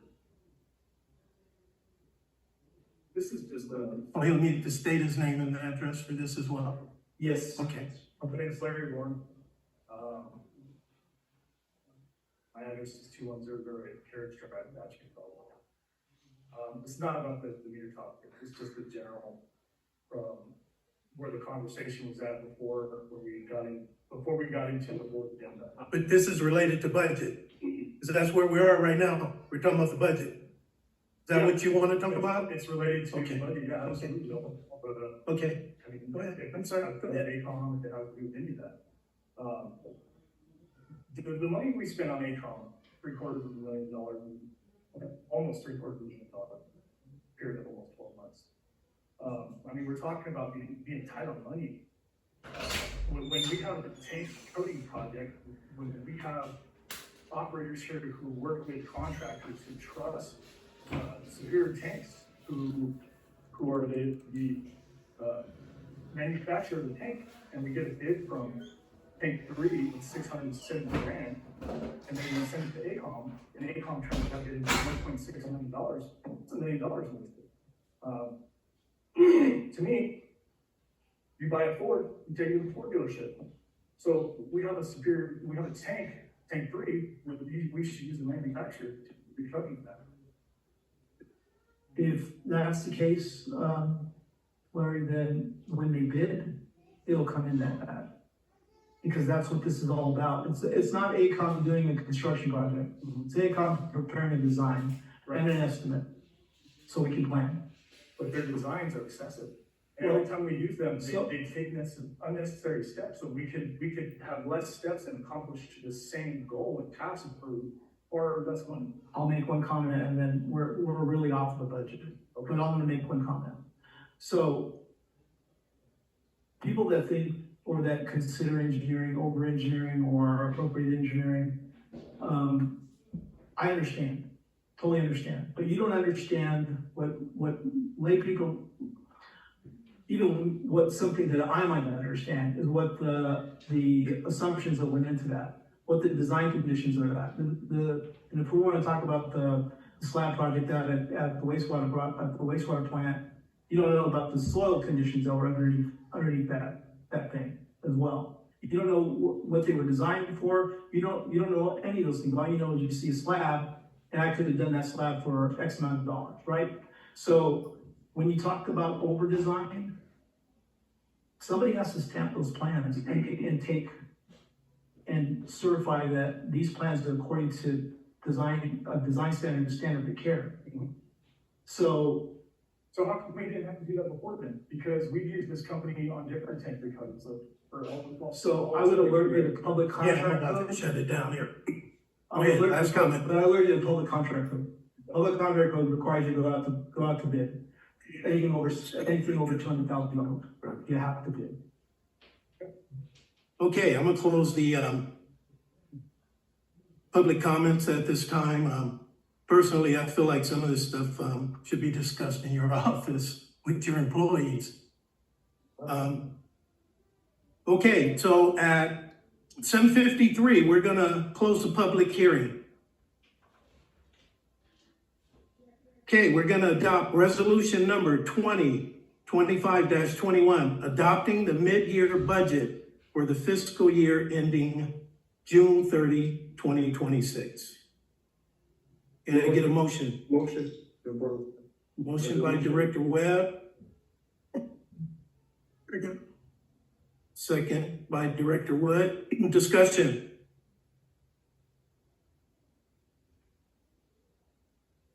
No discussion? All in favor? Oh, I'm sorry. Roll call vote. Okay. Director Byron Lennon, Yes. Director Rick Webb, Yes. Vice President Greg Wood, Yes. President Gregory Washington. Yes. Okay, it passes 4-0. New business. Resolution number 2025-20, amending the administrative handbook, adopting policy 4100, Board of Directors devices. Presenter is General Manager Kim Domingo. Thank you, Mr. President. This item comes out of the policy committee. It's recommended for approval. The policy allows or provides for either a tablet or a laptop, depending on your preference. it is so that you can receive the information that you need as a board member in the manner that you prefer. They're only supposed to be, the only approved devices are those that are approved by our technology, our IT IT consultant. He identifies and helps us with the devices and also the protections that it may need. The board members shall utilize issued devices for district business, and the use of personal devices for district business is strongly discouraged. The district issued devices remain the property of the district, and you have to be trained in and practice cybersecurity for either of the devices, and you have to contact administrative staff if you suspect that you've been affected with malware. And then you, upon retirement from the board, you shall promptly return the devices and associated accessories, including providing passwords. That's essentially the policy. It allows for both either devices, and it just gives you policy guidelines related to use, related to protections, related to what you do when you're done on board. Okay. Motion to approve resolution number 2025-20, amending the administrative handbook. So moved. By Director Wood. Second by Director Glennon. Discussion? Yeah, I would just like to, for the public's information on this, is that you might be thinking, well, everybody's got a laptop. Everybody's got an iPad that they can use. The reason we have a district-issued iPad and to conduct district business on, and that's because of the Freedom of Information Act. That when you are an elected official, that if you use your personal telephone or your personal computer, that computer and that phone is subject to the Freedom of Information Act, and you could actually have your personal phone and your personal laptop subpoenaed or examined, forensics examination, things of that nature. So this way, this is a protection for the board members to where all emails and district communications and budgets and correspondence is done on a district-issued device. Therefore, this device that we have right here, this can be subpoenaed because everything that's on here is related to the RCSD business. There's no personal business on this iPad. And so that's the reason for the issuance. So I just want to give a little clarification for the public so they understand why this policy is in place. Thank you. That's all I have. Okay. Question, does the laptop have a little more capability than that? That's what I thought. I'm struggling. Okay. Okay, we'll make a motion for. Got a motion and a second. Call for the vote. Okay, I'm sorry. All in favor? Oh, roll call. Okay, you do your thing, I'm sorry. Director Byron Glenn, Yes. Director Rick Webb, Yes. Vice President Greg Wood, Yes. President Gregory Washington. Yes. Okay, measure moves, passes 4-0. New business 2, approval of task order 2025-2, Ames, and task order 2025-3 with AIM Team LLC for graphic information system consulting services. Presenter, Kim Domingo. Thank you, Mr. President. This is one of several consultants. It's in the, that is performing work to improve our graphic information system. We selected AIM, which is the Asset Information Management System. This is to add, and again, consulting with Public Works staff. or Public Works, the Public Works Director, as to the next modules to be included. One is is the utility network maintenance module and the record drawings library modules, which when we get calls from developers asking for record drawings as built, it is always very difficult to try to locate them because you got to basically go through all the PDFs that we have before we can find what we need. And this is going to improve that, number one, and improve it for staff, make it more efficient. And then the maintenance, the utility network maintenance, it's going to improve the work order and the workflows, things like that. Like I said, the Public Works Director requested these, and this task order will engage Ames to install those and debug them. It's for, and then also there was also one other thing that the Director of Public Works is working on, and that is to have the all of the potential projects, the as-built, the upcoming projects, have a layer in the system, because there's nothing graphically that we can see, like where new projects, potential projects are happening.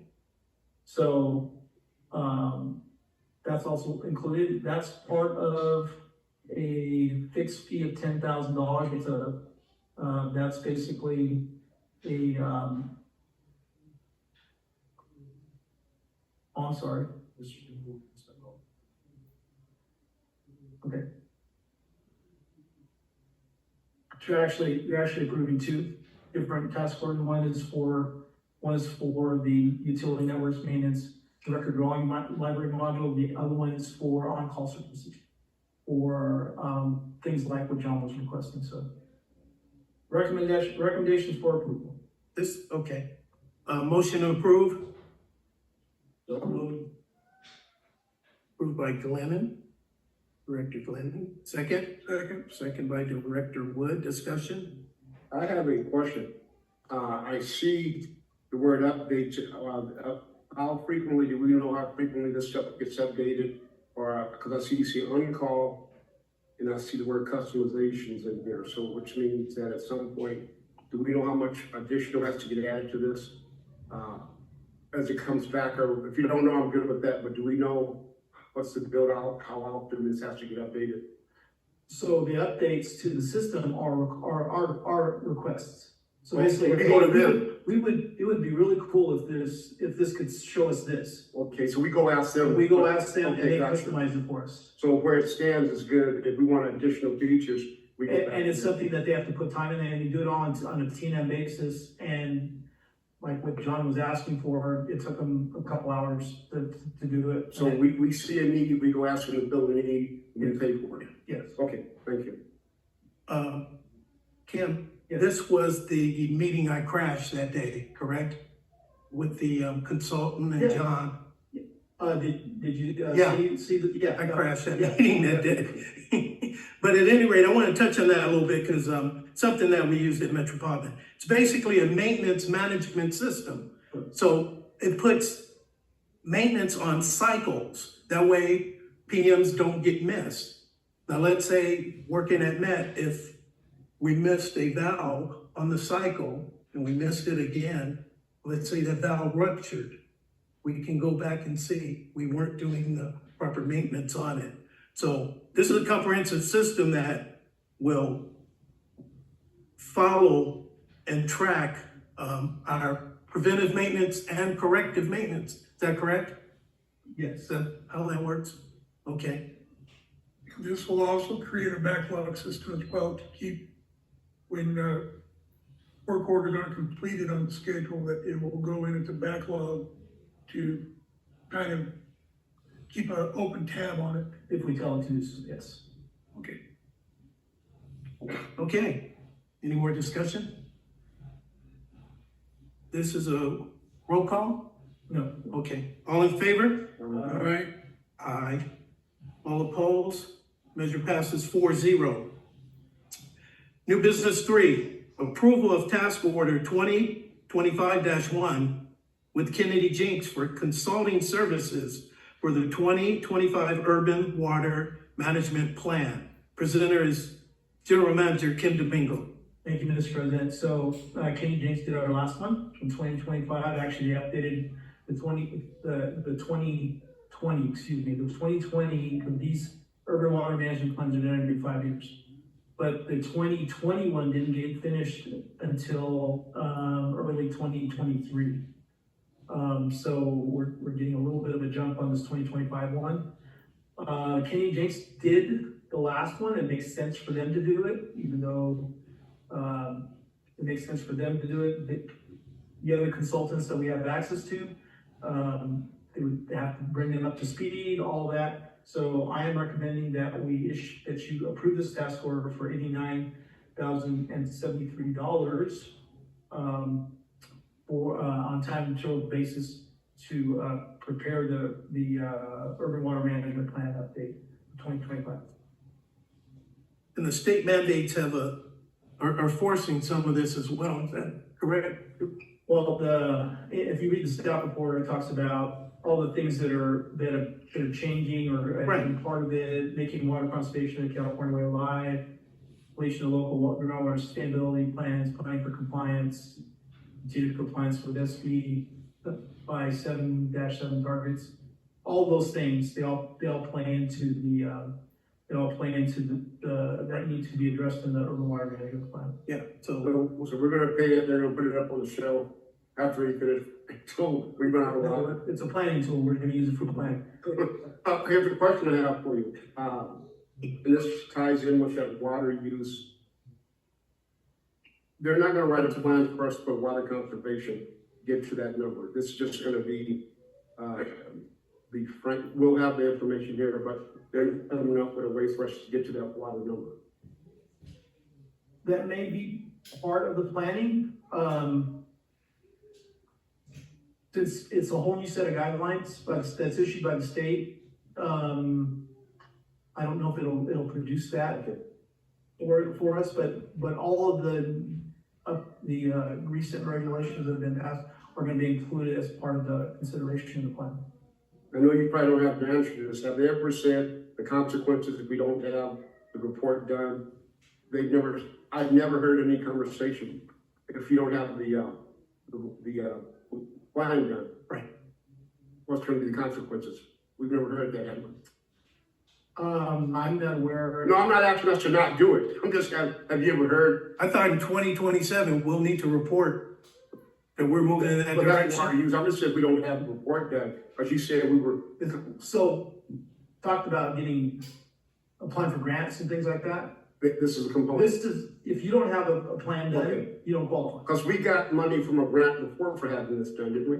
Yeah, it's a prerequisite Yeah. for applying for any of the state grants. Gotcha. Okay, Gotcha. fair enough. Okay, Okay, thank you. okay, motion to approve, NB3, approval of task order 2025 with Kennedy Jinks for consulting services. Motion approved, sir. Motion by Director Webb, second, second by Director Wood. All in favor? Aye. All opposed? Motion passes 4-0. New business 4, approval of task order 2025-11 with ACOM for design services for well 10 preliminary design. Presenter, General Manager Kim Domingo. Thank you, Mr. President. As we discussed earlier during the public comment section, we talked about a little bit about Chromium. And actually during the public hearing for the mid-year budget, we talked a little bit about Chromium as well.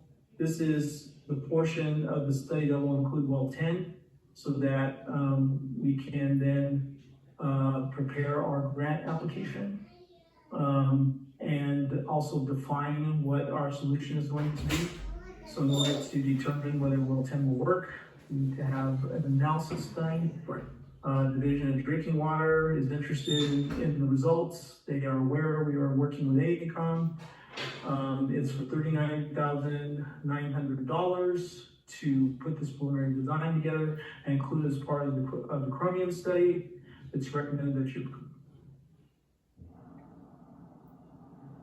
Okay, motion approved. NB4, approval of task order 2025 with ACOM. Okay. Motion by Director Wood, I second it, sir. second by Director Webb. Discussion?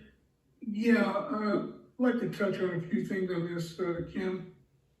And that is in regards to the chromium in the water and going from 50 parts per billion down to 10.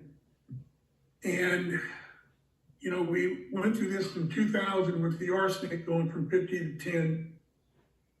And at that time, there was no scientific reason for doing it. It was political and they did it. Is there a scientific reason behind this reduction of 50 parts per billion down to 10? Or is this just something that they wanted to do for whatever reason? And before you answer that question, it's, you know, we're talking about the ion exchange system. And this has been my concern dealing with the chromium and dealing with the arsenic as well, is that, you know, with chromium, with the systems that were put in at that time, you know, the GACs and the ion exchange and reverse osmosis and things of that nature. But you are creating a byproduct by removing this that is probably worse than the component in the water to begin with. And where do we get rid of this stuff when we collect the byproduct? And then plus when you factor that you're creating a brine solution that can't be treated in a wastewater treatment plant, at least not in today's technology. And and then is there anything lurking around in there as far as the state lowering it even lower than 10? Because I know with arsenic, there was a lot of talk about the 10 was a federal level, and then there was a lot of talk the state was thinking about going down to 5 or maybe 3. They never did, but is there a possibility that the state could come in and, you know, lower that threshold from 10 down to a lower number? And the fact that we have 2 wells at 12 and 15, that are we fairly confident that the new well 10 is going to give us a low enough chromium level that we can blend with it 09 and or well 8 and to be able to keep up with our water production? And that's all the questions I have on there.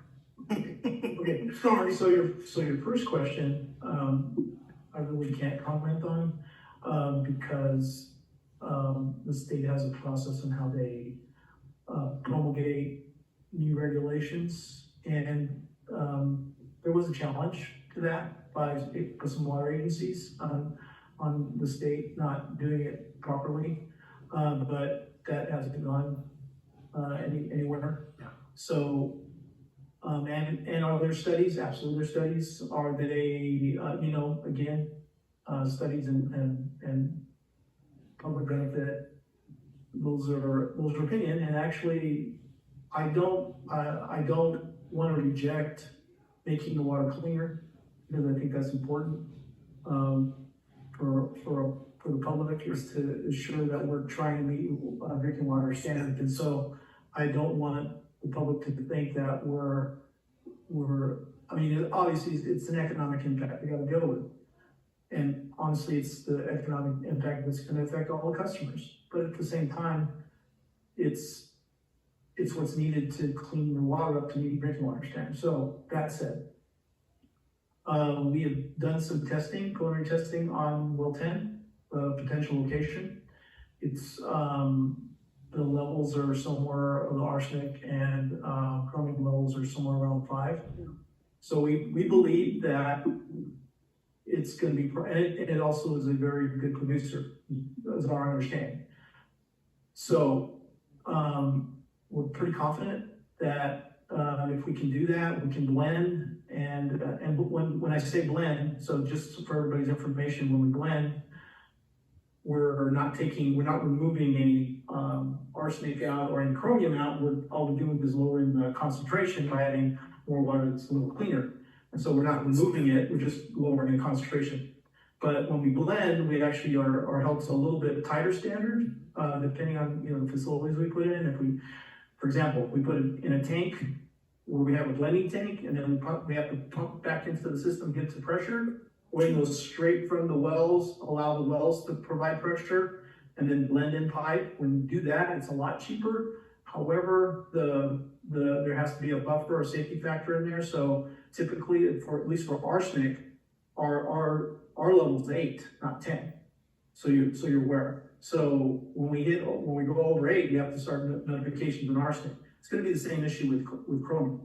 So, but the whole point of doing this part of the study is to avoid the treatment issues. You talked about creating a byproduct that is hazardous. Absolutely it is. So there are some technologies out there, or some providers that come up with roll-up regeneration services, where they bring the brine in a brine tank on site. I mean, a tanker truck with a brine tank on site. They actually regenerated it for you, and then they haul your chromium off site, so that our staff doesn't have to, first of all, learn and be trained on how to regenerate the resin, number one, and number two, we don't have to deal with the hazardous waste byproduct.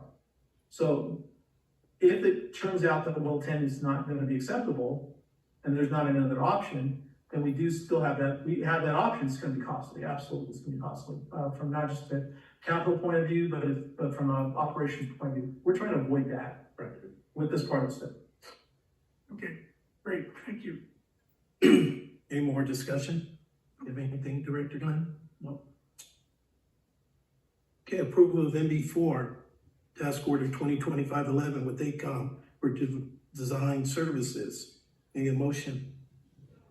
Oh, you have I do have a motion, I'm sorry. Been a long evening here. All in favor? Aye. All opposed? It was 4-0. Well, it's a long meeting tonight here. NB5, approve change order 3 to the construction contract with West Valley Construction for the arsenic consolidation phase 1 project. Presenter, General Manager Kim Domingo. Thank you, Mr. President. This particular change, so you've already approved changes 1 and 2. That was related to a swap out of valves because of instead of butterfly valves, we went with gate valves for staff preference and to achieve a little bit of efficiency on delivery time. And then also there was a change order 2 just for time or the lead times for fire hydrants and valves. This particular one is an increase in the contract because there were four crossings, the water line crossings, that were not shown on the plans. They weren't accounted for on plans. 2 of them gas, 2 of them communication, and 1 of them electrical. The total, and so they did all this work on a force account basis, basically a time and material basis, because they we didn't want to halt the work for you to approve this. Turns out the change order amount is $55,208.39. There's no additional time being asked for in this change order. The recommendation is for approval because, well, not just because, but just want to note that this is a state grant funded project, so we get reimbursed on this, and the state has approved this change order. Okay. You have any comment to System Jam? We don't want to slow this project up one bit. Okay, approval of MB5, change order 3. You need a motion? Thanks, Glenn. Yeah, motion second.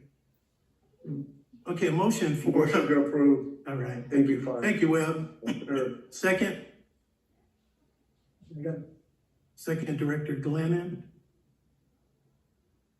Discussion? Have any comments, Director Glennon? Nothing on this? I said, we don't want to slow this up one bit. Okay, there you go. I wanted you to say that again. Okay, all in favor? Aye. All opposed? Motion moves 4-0. NB6, approval of the sewer line replacement on Diamond Street, project bid documents and authorized advertisements to bid. Presenter, General Manager Kim Domingo. Thank you, Mr. President. This is for a collapsed sewer that's in the alley between Diamond Street and Sierra Highway, just south of, I forget the street, cross street, Poplar? Just south of Poplar. And, plans have been prepared by AECom. I wanted to point out that the cost of these plans were $13,000, $13,500 to prepare the plan and specs. In order to, since the project is over 75, the estimate's at $75,000, I frankly don't think it's gonna be that much, but because we wanna be, exercise caution, about for bid amounts, this needs to be publicly bid, so we will go to plans on this one, we don't have to advertise the paper. Okay, motion to approve. Motion to approve, sir. Motion by Director Webb, Second. second by Director Wood. Discussion? I just have one quick thing, Mr. Jim. A citizen had brought this to my attention a while back, and I told the superintendent about it, so this will be good news for those folks, because I guess they spilled it last year at the Veterans Day Parade. But anyway, it's good that it's been identified now, let them know that work's gonna be done on it. That's good to know, thank you.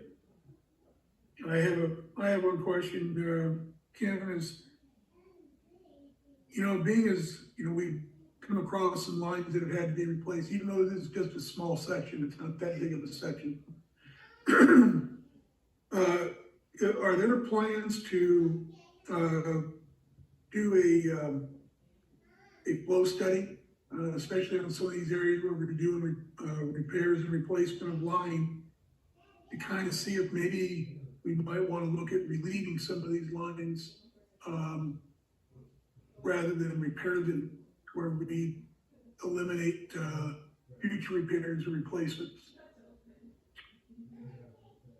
You're talking about a capacity study of your sewer system. Yeah. That is quite the endeavor. I don't know when the last time it was done, if we have access to the model. Certainly can be done. For this particular, instance, we're just replacing like for like, the size of the, but I understand your concern, and I think the more that we do, our sewer cleaning and sewer inspections, that will determine where our potential bottlenecks are and hotspots, and that will draw attention to potential projects in the future. But that's actually part of the sanitary sewer management plan, that you're supposed to do a capacity analysis of your sewer system. So I'm not saying that we aren't on the hook. We are on the hook to do it. We should do it. Right.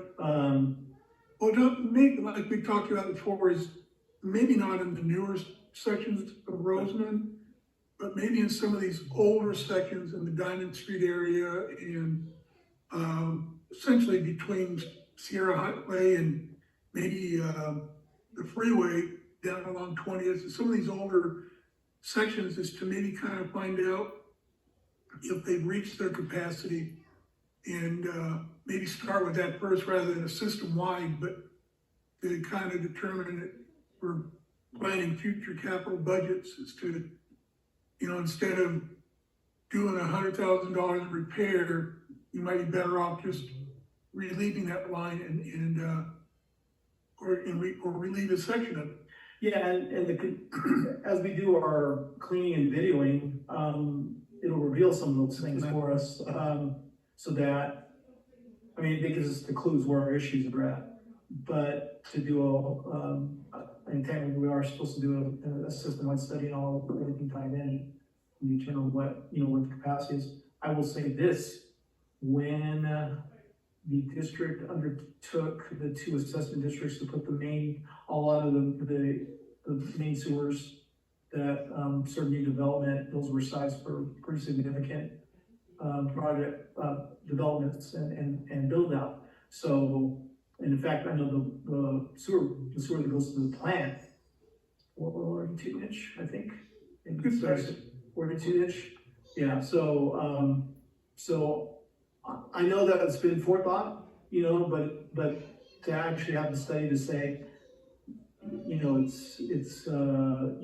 certain. I think what we're doing right now in trying to establish the hotspots and bottlenecks is trying to take small bites out of kind of the big elephant that's there. And I think it's probably more. And so we have you mentioned 100,000 a year. So we have a running budget number in there to take care of these things as we find them. And so as we find them, we have a budget number there. And if we don't need to use it, it just gets rolled over. So, but you're getting back to the capacity study. That needs to be considered at some point in the future. But I don't consider IFR anything right now. Sure, question for you. Yeah. I was looking at this here. What caused the pipe, you said it got pressed down and collapsed? Mm-hmm. That's behind Carl's Hardware. Is that the area we're talking? The reason I'm asking, Carl didn't do it, but maybe some of these trucks going through those alleys are overloaded. If it was in that alley they had blacktop on them. I don't know. I'm just thinking maybe we need to start making all these businesses aware of some of the older part of the community that they don't have heavy trucks going through there. So staff has an idea how it happened. Okay. And it's probably not due to the truck traffic. It's just old. Staff has an idea. One part of the alley, it's not next to Carl. What's that? It's at the northernmost part of the alley, it's not next to Carl. So what we think happened?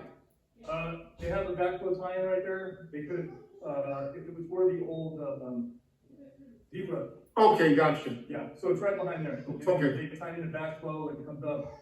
Okay. Then possibly from when they excavated, there could have been a compaction issue. Gotcha. Okay, fair enough. Thank you, sir. Okay, Oh, my God. you don't want to touch on the camera system or anything like that, did you? Okay, motion approved. MB6, Got a motion and a second already.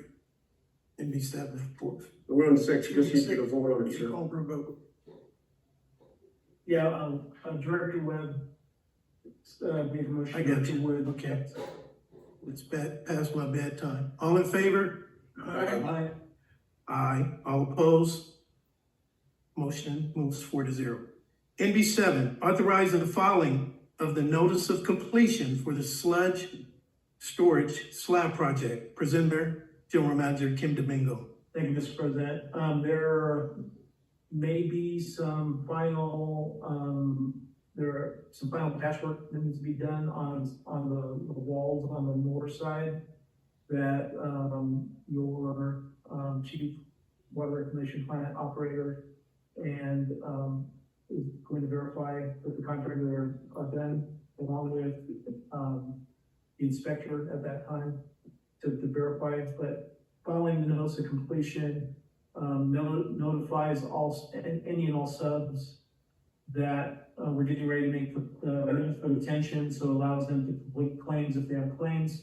So that's the reason for filing this notice, because we actually, except for patching a couple of cracks, we're essentially done.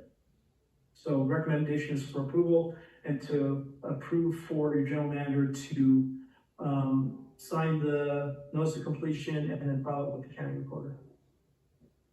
Okay, motion approved. NB7. So moved. Second.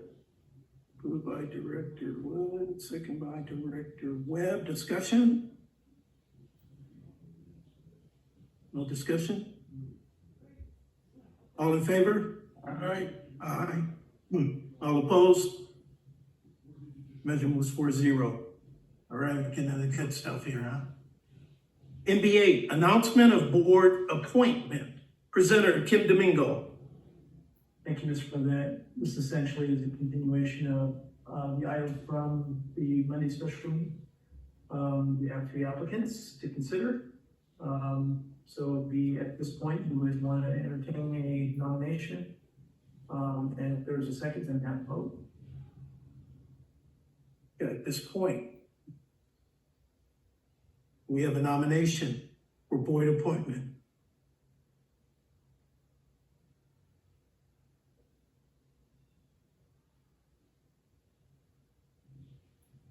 I can make a motion, as the president? Well, are we opening it up now? Yeah. Okay. I make a motion for Jose Hernandez. A second. Discussion.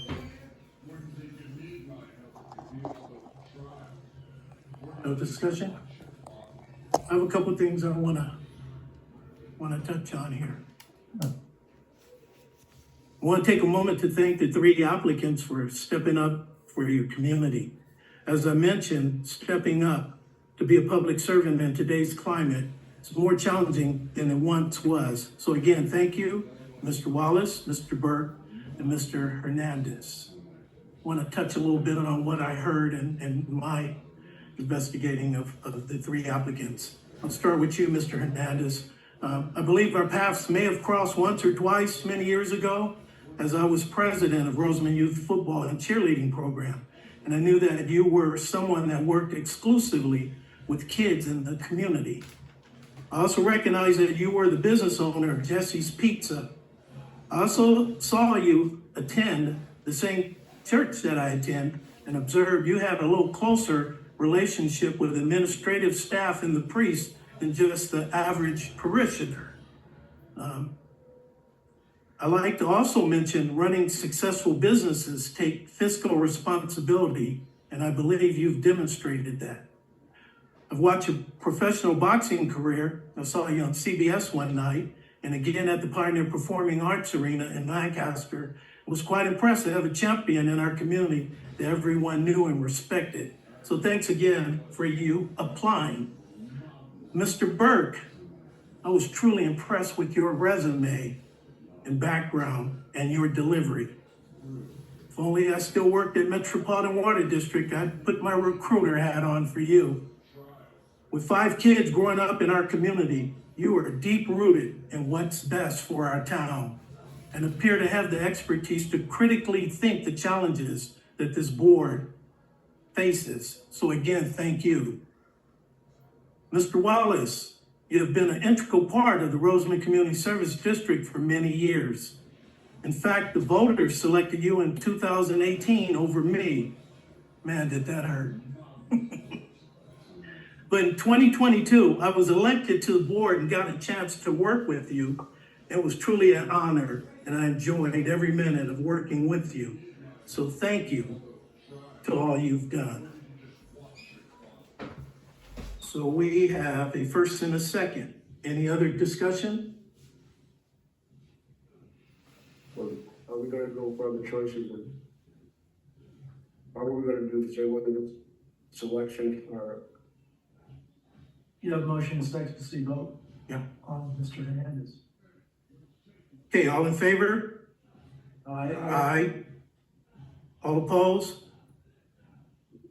So we move 4-0 with the appointment of Jose Hernandez as our new board member. Now, at this time, I'll hand it over to you, Director Administrative. Yes, Mr. Hernandez, could I have you join me at the dais so that you can administer the oath of appointment? Yeah, I was gonna ask about that. Congratulations. You'll be saying a lot of things here shortly. Please raise your right.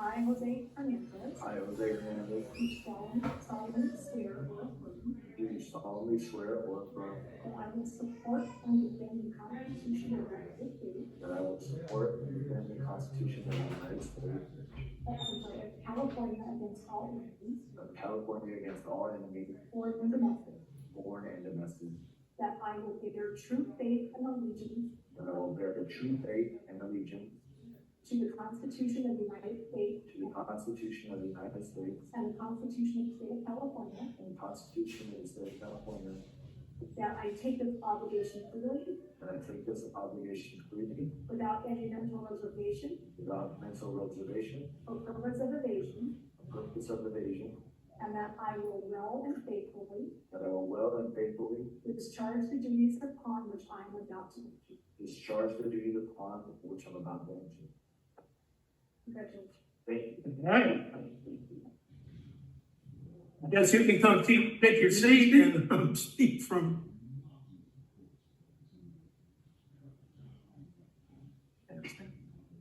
Sure.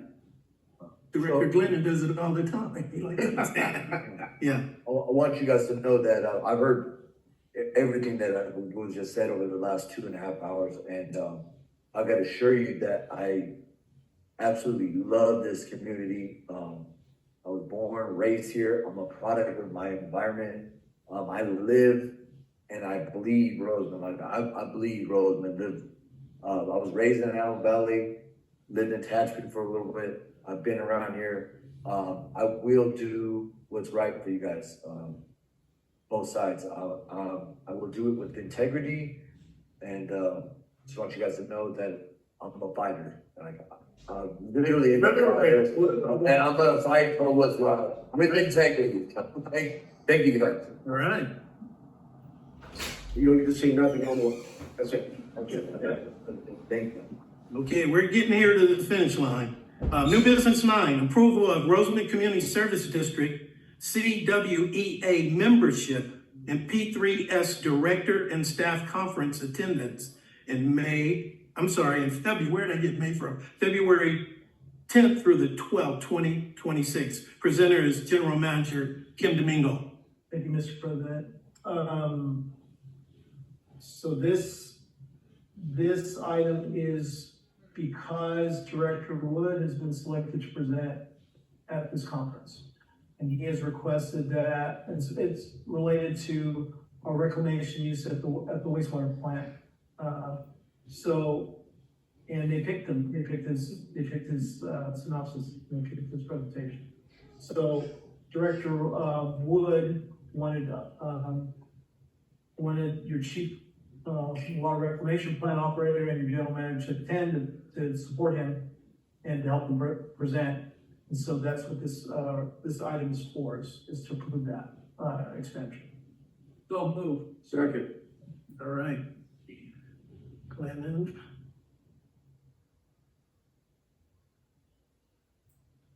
Webb. Discussion. Ryan has promised us he's gonna do the best he can to make Greg look good. Impossible as it may be, you can give me your word. I can do my best, you know. I think it should be mandatory that Director Wood wears a suit. I think so. Put it in the minutes. Put it in the minutes. That ain't gonna happen.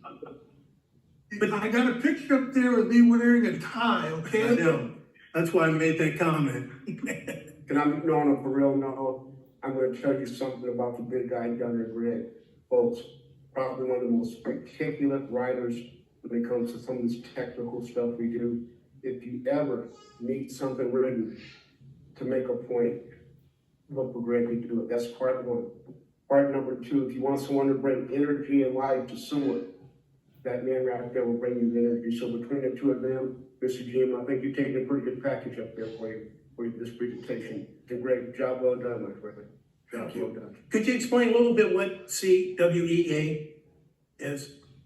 California Water Environment Association. It's basically it's the state arm of the Water Environment Federation, and that is the water and wastewater professional arm. It really is the professional and administrative arm of the wastewater industry, where some of the other So this is a very prestigious, selection, so. Where we letting Greg go? Because Ryan's going with me. I'd like to congratulate, Director Wood on being selected, because it is actually very prestigious. All right, well, you gotta wear a suit. There you go. If it's prestigious, you gotta wear a suit. I got till February, okay, I'll think about it. Well, we'll pick out a suit that's gonna be race water brown. With our little emoji logo. There you There you go. go. There you go. There we go. It's good. You know, they say about us sewer people, and I worked in LA County sanitation for 37 years. And, used to always tell my kids when we drive by the plant, I says, Smells like. that's your college education right there. And it might be smelly to you, but it's bread and butter to us. All right. Okay, all in favor? Aye. Opposed? 5-0. Look at that. Okay, we're getting there. Director reports, comments, future agenda items. I'll start with you, Director Glennon. I wish Al wouldn't have left, and my comments are for Al and Zachary to run for the position. There'll be 3 open seats at the end of this year. And I think all 3 of them were really qualified. But I want to congratulate Mr. Hernandez for being here, even though I guess he was not a bad student because I never had to go to his house. So I don't know if I want to welcome you on the board. And with that, let's move on. All right, Director Webb. Hey, oh, you were out of order, because. Oh, yeah, I thought I'd shake you up a little bit. There we go, if I'm paying attention. Alfred, I like you class act, you're right, teacher coming up, big shoes to run, never run. The only thing I want to share with you folks, basketball season is going on, and I've refereed a few games at the high school. If you guys get a chance, go out and support the kids out there, that they play a good game of basketball in high school. Get a chance, go out there and see them. And then the other thing there too, folks, holidays are here, people driving like they're driving. Stay heads up, know where your family's at, and check out and all safe. That's all I have, sir. All right, Vice President Wood. Well, I would like to thank all of the candidates that applied for the board. We couldn't have gone wrong with either one of them because they all brought something to the table. And unfortunately, we could only pick one. And I want to congratulate Director Hernandez. Thank you. On your appointment. And I know you will do a great job. Need to get this man up to speed and training and load him up with a bunch of midnight reading material. Because you've got a lot of work to do, and I know you will do a great job. Congratulations. Thank you. All right. Okay, I got a couple comments here. I'll try to make this quick. Yes, young people, you know God. I know. Well, do you have any comments? I'm sorry. No, good. Okay. I'm sorry. No. Yeah. Okay, just wanted to go over a few things here. I want to talk a little bit about what we're doing in our community governmental committee. We've been working for months shaping an internship program that I hope to present to the board in February. I like to call it Building Tomorrow's Workforce Within Our Own Community. Many high school students or kids do not plan to go to college and would be ideal for vocational technical jobs. We want to tap into the seniors at the high school and bring them out on a field trip, some of them, to see our reclamation process as well as our strategies, business support strategies to run RCSD, and encourage them to pursue a career in the water agency. They're very good paying jobs. I worked 30 years with one. Let's see here, I just lost. Okay. We've been working closely with the Southern Kern Unified School District career counselor to find these type of students. After our field trip, we will look to select our students into a summer internship where we'll select 2. One will work in the Public Works Department and the other in administrative strategies. So we're almost at the finish line and ready to present to the board for approval. But I want to take a moment to thank you, Director Webb, Sherry, Kim, and Mr. Nottaman for your efforts in getting this to the finish line. I think you guys all had some really great ideas. I'm really excited about it. Last week, I attended the Aqua Conference in San Diego, and one of the learning modules was in fact about introducing high school kids to the water industry. Also, I want to bring back some good news from the conference for our community, learning that Senate Bill 394 has been signed into law. This bill will crack down on water theft from fire hydrants and authorizes to provide a cause of action for damages for the unauthorized diversion of water from fire hydrants and related facilities. So in layman terms, if you're still in water, we're gonna call police on you. And since we have the public out here, well, most of them left, I just want to touch on one more thing here. And that's our graffiti abatement program. If you see graffiti in the community, please report it to us. Let's build a partnership. They tag it, you report it, and we'll take care of it. That way we all have pristine looking buildings without the ugliness of graffiti. I'm also going to encourage the businesses to have a 5-gallon bucket of matching paint, because we don't match colors. We just bring what we have out there. But by doing that, it keeps everything uniform. So that's all I have on my report. One last comment real quick, folks. Greg took over, you're doing a good job here, young man. Keep Thank you. moving forward. All right. I need a little Geritol. I guess we had a question on it's Greg. We got a. Oh, I'm sorry. Question. Yes, they got the old, black man up in Mojave. This is broken. And this, something is, with the beard all over the place. But it's in Mojave, you said? No, I think it's Bozeman. Oh, it's Roseman. Something, but the back door, right? And then we display a taco. Okay. I guess we'll get our assistant general manager to this. Can you explain a little bit about our graffiti program and how to report it? Not on the graffiti program, but that is off the road. It's on private property. So, it's, from my understanding, it's gated, and it's also not actually in the district jurisdiction. Okay. But, I'll take it upon myself to reach out to Boone County and report it to them. Okay. So how does reporting actually work? We go to our website. You go to the website, you go call into the office, and leave complete information. Yeah. Take a picture, send it, and we're on it right away. Because I like to see how fast we respond.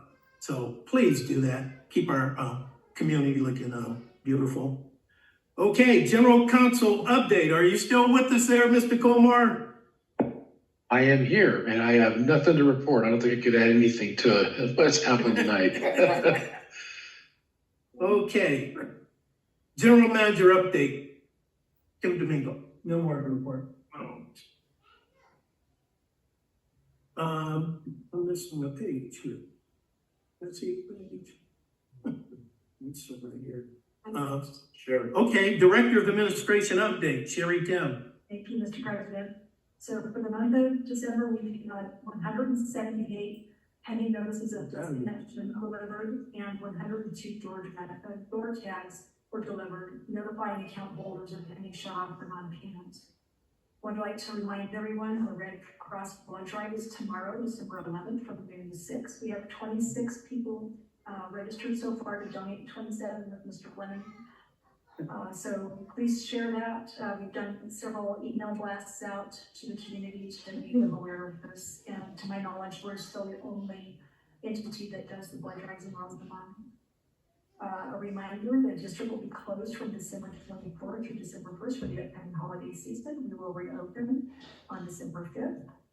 And one final report, we did have one of our liens that we had for past due property, the account was placed on a property lien that has been paid in the amount of $1,074.12. Okay. That's the end of my report. All right. Public Works update, Mr. John Houghton. Anyone? John had to leave for Christmas play for his granddaughter, so. How about his backup? In his place, actually, I think Ryan Becker is going to report. All right. Good evening, board. Good morning. And public. I've stood in front of you guys many times, most on better circumstances. I know you all have had a long night. I want to report to you that your wastewater treatment plant to date has brought in around 1,140 acre feet, and we are on track to meet what we did last year.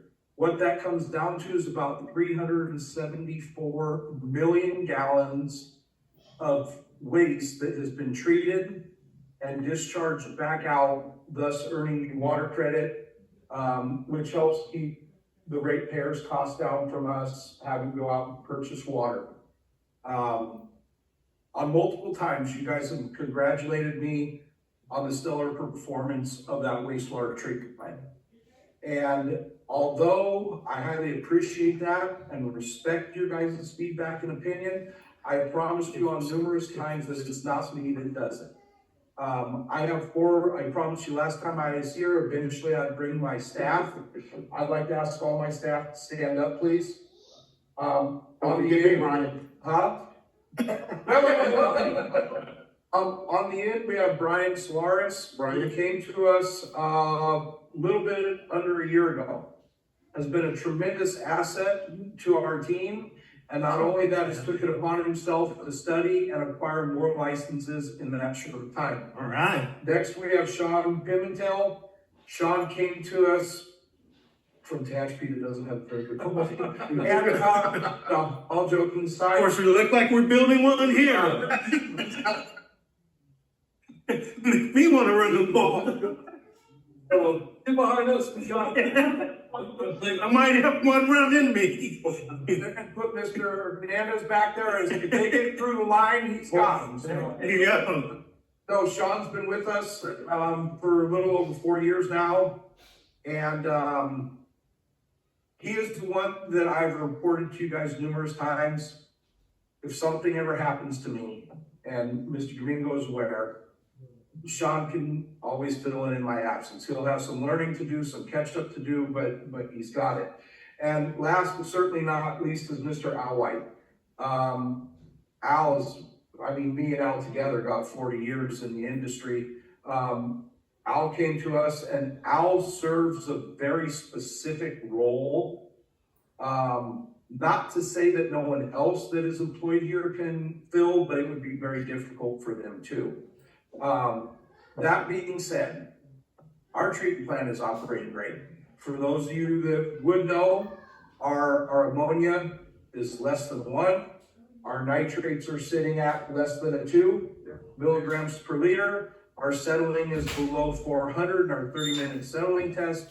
The plant is running great and efficiently. And no matter how much you guys congratulate me, the honest truth of it is it's those 3 individuals that make my job possible of what we are able to do here at Roseman. So I wanted, while they were here, I wanted to introduce them to you guys and let them know thank you for what those 3 do, and thank you for always making me look good. Well, you guys know, we've been giving him lunch money to give to you guys. So tell him to get on that. You know what? Spend that at the CW. He has a question. You guys do a good job. I just want to point out. Hey, Greg, 1 second, hold on. We're going this way. Ryan gets enthusiastic about that plant.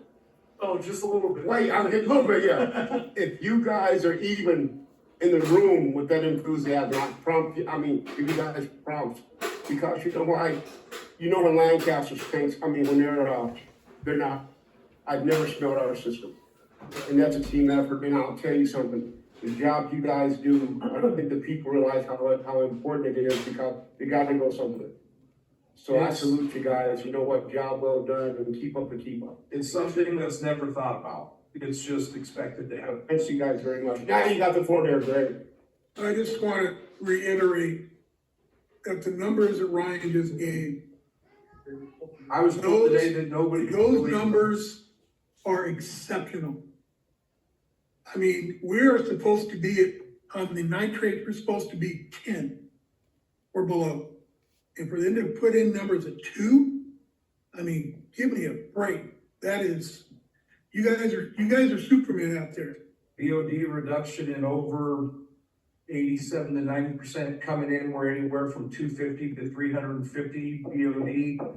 Leaving, Sean is you see me with the bugs, you come in here. That is Sean. Our BOT leading is like a 3 or 4. Worst case scenario, when we're upset, we're at 5, 6, and that's when Mr. Domingo sees me coming in here, pulling my hair out. And you guys are amazing that you are doing that with secondary. It's not, this is baby. You guys are doing a fantastic job. Thank you. This is baby. And just for clarification, I know a lot of people have left. The sludge problem that we are speaking about is from an old operation that has been there long before any of us. The new updated treatment plant, produces a Class B sludge that is hauled off and utilized and paid for and accounted for. That is not the byproduct that we're talking about having to spend and deal with.